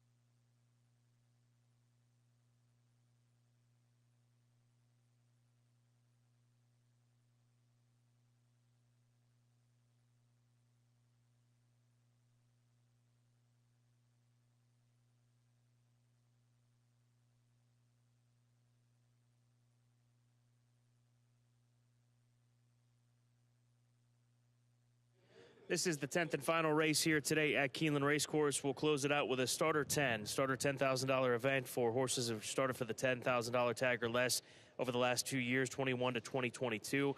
Some key scratches in here, including Beverly Park, the 2, who has been re-entered for the 10th and final on Saturday. So we look forward to seeing that 21-time winner compete on Saturday for Lynn Cash, and also the 5, a big scratch in here, 1 for Richie. So really had to adjust the handicapping following those scratches. And I went to the outside Shack's Way looking for that horse that's going to replace that speed that was scratched out of this race. And I think John Court has the right horse out of the Greg Compton barn to do so. He comes out of the Russell Road going 7 furlongs at Charlestown, a 2-turn event. Back to 1 turn for this Shackelford Gelding, a 6-time winner, makes his Keeneland debut. Gabby, I'll go with him 3-1 right now, and makes him the second choice in the current wagering. He has 4 scratches towards his inside, so that helps him. Originally, when I was looking at this race, I thought, man, this is going to be a really tough task for this horse to clear the field and manage to, get a front-running position. But with those scratches towards his inside and the big scratch of the 5, who looked like he could be the speed of the speed, that definitely benefits the 12 Shack's Way. And I like what I see from him in the paddock. The cut back, turn back, and distance should definitely help him. Part of my readjusting was looking at the fact that Lynn's scratched Beverly Park and leaves Masai Man in here, and sometimes maybe we overthink it as handicappers, but that's what handicapping is, getting inside of your own head and also conversing with those that are around you and handicapping particular cards, particular races. So he stays in. He was a winner 2 back at Belterra. He's won 3 this year. He's used to being run often. That's the program that Lynn Cash has built through these years. So he's a huge price, 31-1, but another one that if things go right for him, shouldn't be too far off of it early on. No, I agree with you. I think this is a good spot for this horse. I mean, look, these are all, this is a very competitive group of horses, Scott. Thirsty Betrayal is the 10. He is right now 5-2, so that's the favorite in here for Matt Shire, coming out of the 3rd behind 1 for Richie, part of the key scratches in this race, and retains Joe Talamo for a 6th consecutive race. When you look at his last race at Keeneland, he was running against the legs of Baby Yoda. Do you remember that? When Baby Yoda was running in starter 10s, he had no chance of winning that race. Baby Yoda was such a heavy favorite in that event. And the only thing about Thirsty Betrayal, I think I liked him a little bit more with the presence of the 5, just because I thought it would be a fast and contentious pace. But at the same time, 1 for Richie, when he was originally in this race, he's defeated him a couple of times in the past, as well as Beverly Park. So now with those 2 horses out, you'd have to make a strong case that Thirsty Betrayal is actually the class of the field. Cajun Brother, the 9, 4-1. You can never discount Southern California sprinters and speed, and this gelding comes in from a couple of races between Del Mar and most recently at Los Alamitos. So Luis Saez has a few wins here on the card. That's something we often get a chance to say with the way that Luis has ridden through the years here at Keeneland. But you've got to respect where this horse is coming from, Los Alamitos and Del Mar for Bob Hess Jr. Yeah, I think he's a horse that's trying to get back on track, Scott. When you look at his back form, and I'd say the winter of last year, even in 2020, he was really good. He ran a 3rd in the Grade 3 Gulfstream Park Sprint. He was running in the low 90 Beyer speed figures, and he just hasn't been able to get back to that form. I don't know what the key is to him. Maybe he's a horse that just is, he can't get back to that form, but maybe his B game would be good enough to hit the board here. The 10-race card concludes in 13 minutes' time. Good luck on those wagers. 10 more races tomorrow and same on Saturday, highlighted by the Grade 1 Queen Elizabeth II Challenge Cup.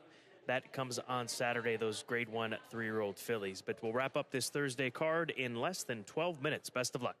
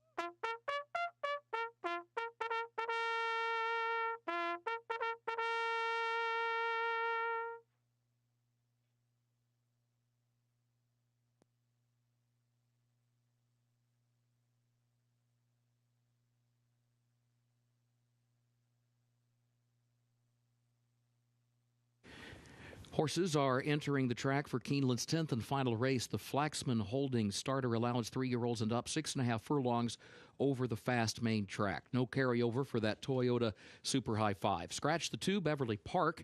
Also scratch the 5, 1 for Richie. Scratch the 6, East of India. And scratch the 7, Crime Spree. Post time, 6 minutes.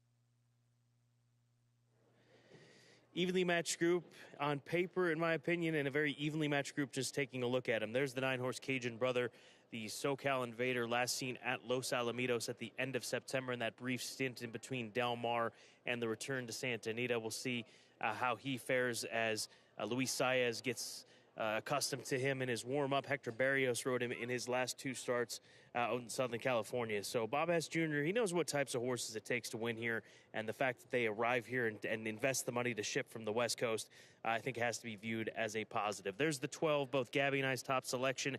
Shack's Way with John Court in the saddle, 3-1, second choice, needs to get away from the gate quickly, as do so many of them, and we've seen that from this horse in the past.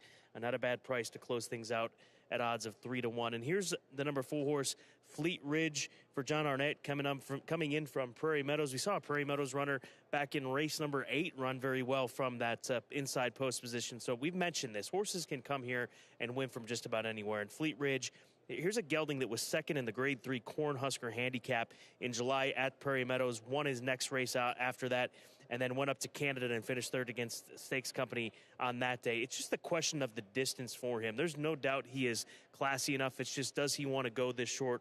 We'll find out here in a matter of moments. He looks nice out there on the track, warming up with the sun on his offside here, far side, I should say, with Ricky Santana Jr. in the saddle. 3 minutes away from the 10th and final here at Keeneland Racecourse. Good luck.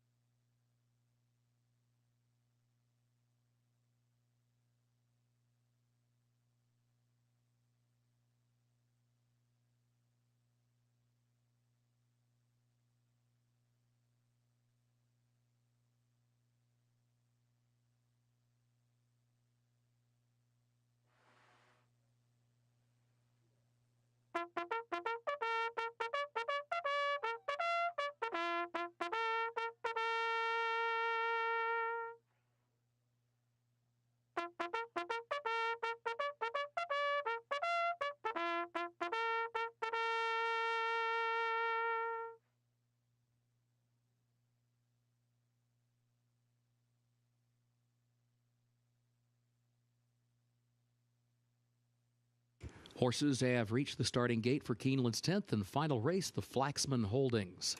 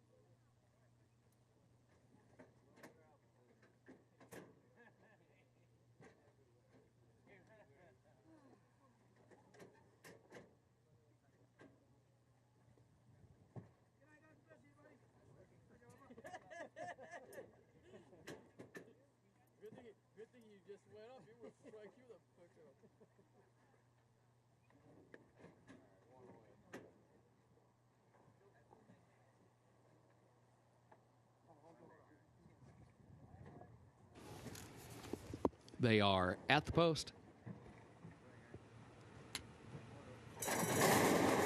And they're off.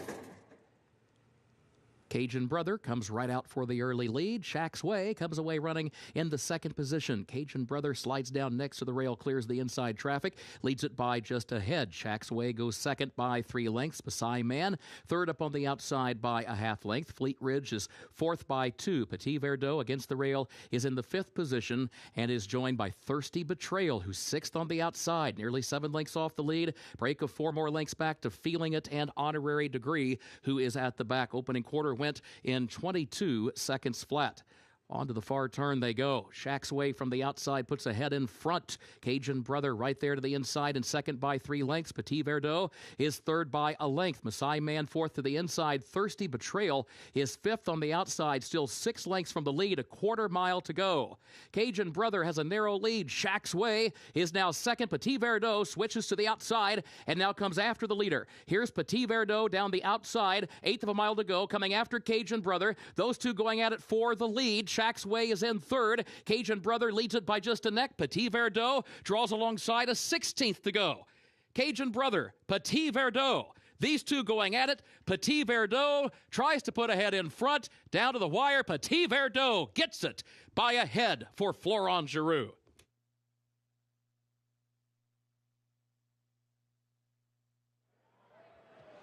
Well, the setup was there with a fast pace going 6.5 furlongs, 22 flat, 45-1, set by the 9 horse who hangs in there as long as he could, Cajun Brother. But Petit Verdot able to grind it out and get the victory for Grit to Glory Racing and Tom Vanberg. And that's pretty much what we saw, Grit to Glory. This horse really laid it down coming down the stretch. What an exciting finish, but it'll be the 3 Petit Verdot getting up for the win at 7-1.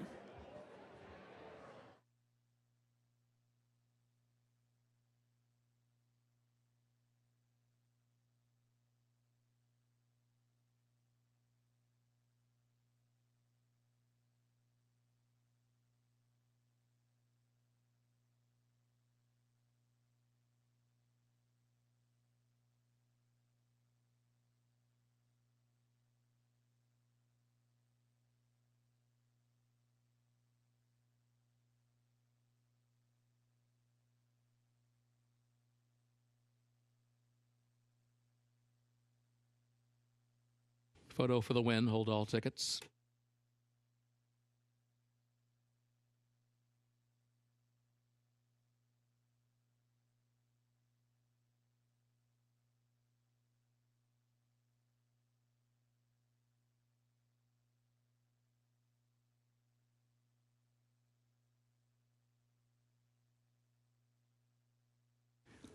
Unofficial results of Keeneland's 10th and final race. Number 3, Petit Verdot, was first. Number 9, Cajun Brother, was second.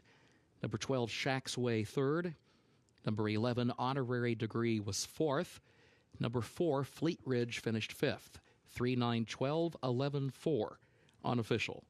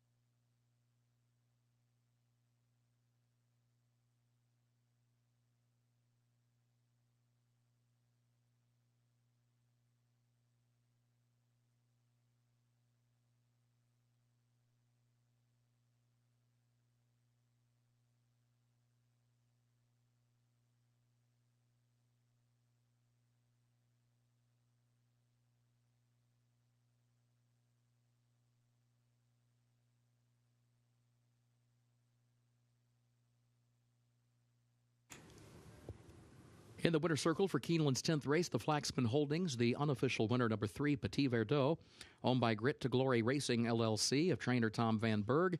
2 wins today for Florent Giroux. Petit Verdot, a 4-year-old gelded son of Vancouver, out of Endeavor Corner by Strong Hope, bred in Kentucky by David Thornton. 6.5 furlongs over the fast main track, 1 minute 17.7 seconds. Results still unofficial.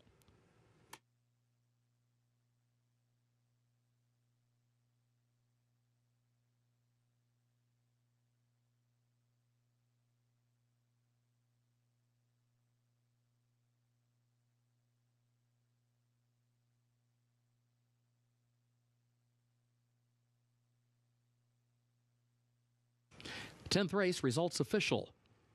3, 9, 12, 11, 4, the official results for Keeneland's 10th race.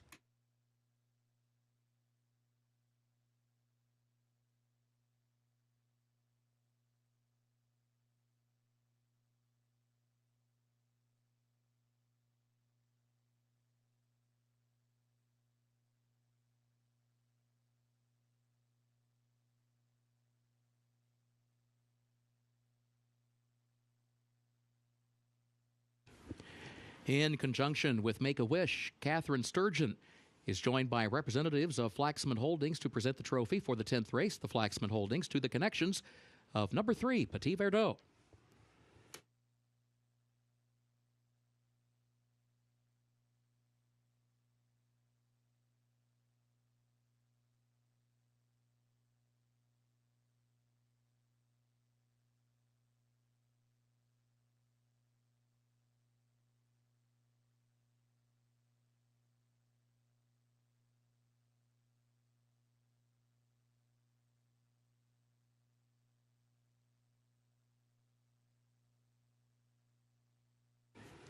At Keeneland, the pick 6 pays on 6 of 6 with a consolation 5 of 6. Late pick 5 on 5 of 5 with a consolation 4 of 5. No carryover for the Super High 5. Racing resumes here tomorrow at 1 o'clock Eastern. We do thank you for being with us, and we thank you for being part of Make-A-Wish Day at Keeneland. For now, on behalf of Keeneland, thank you and good evening.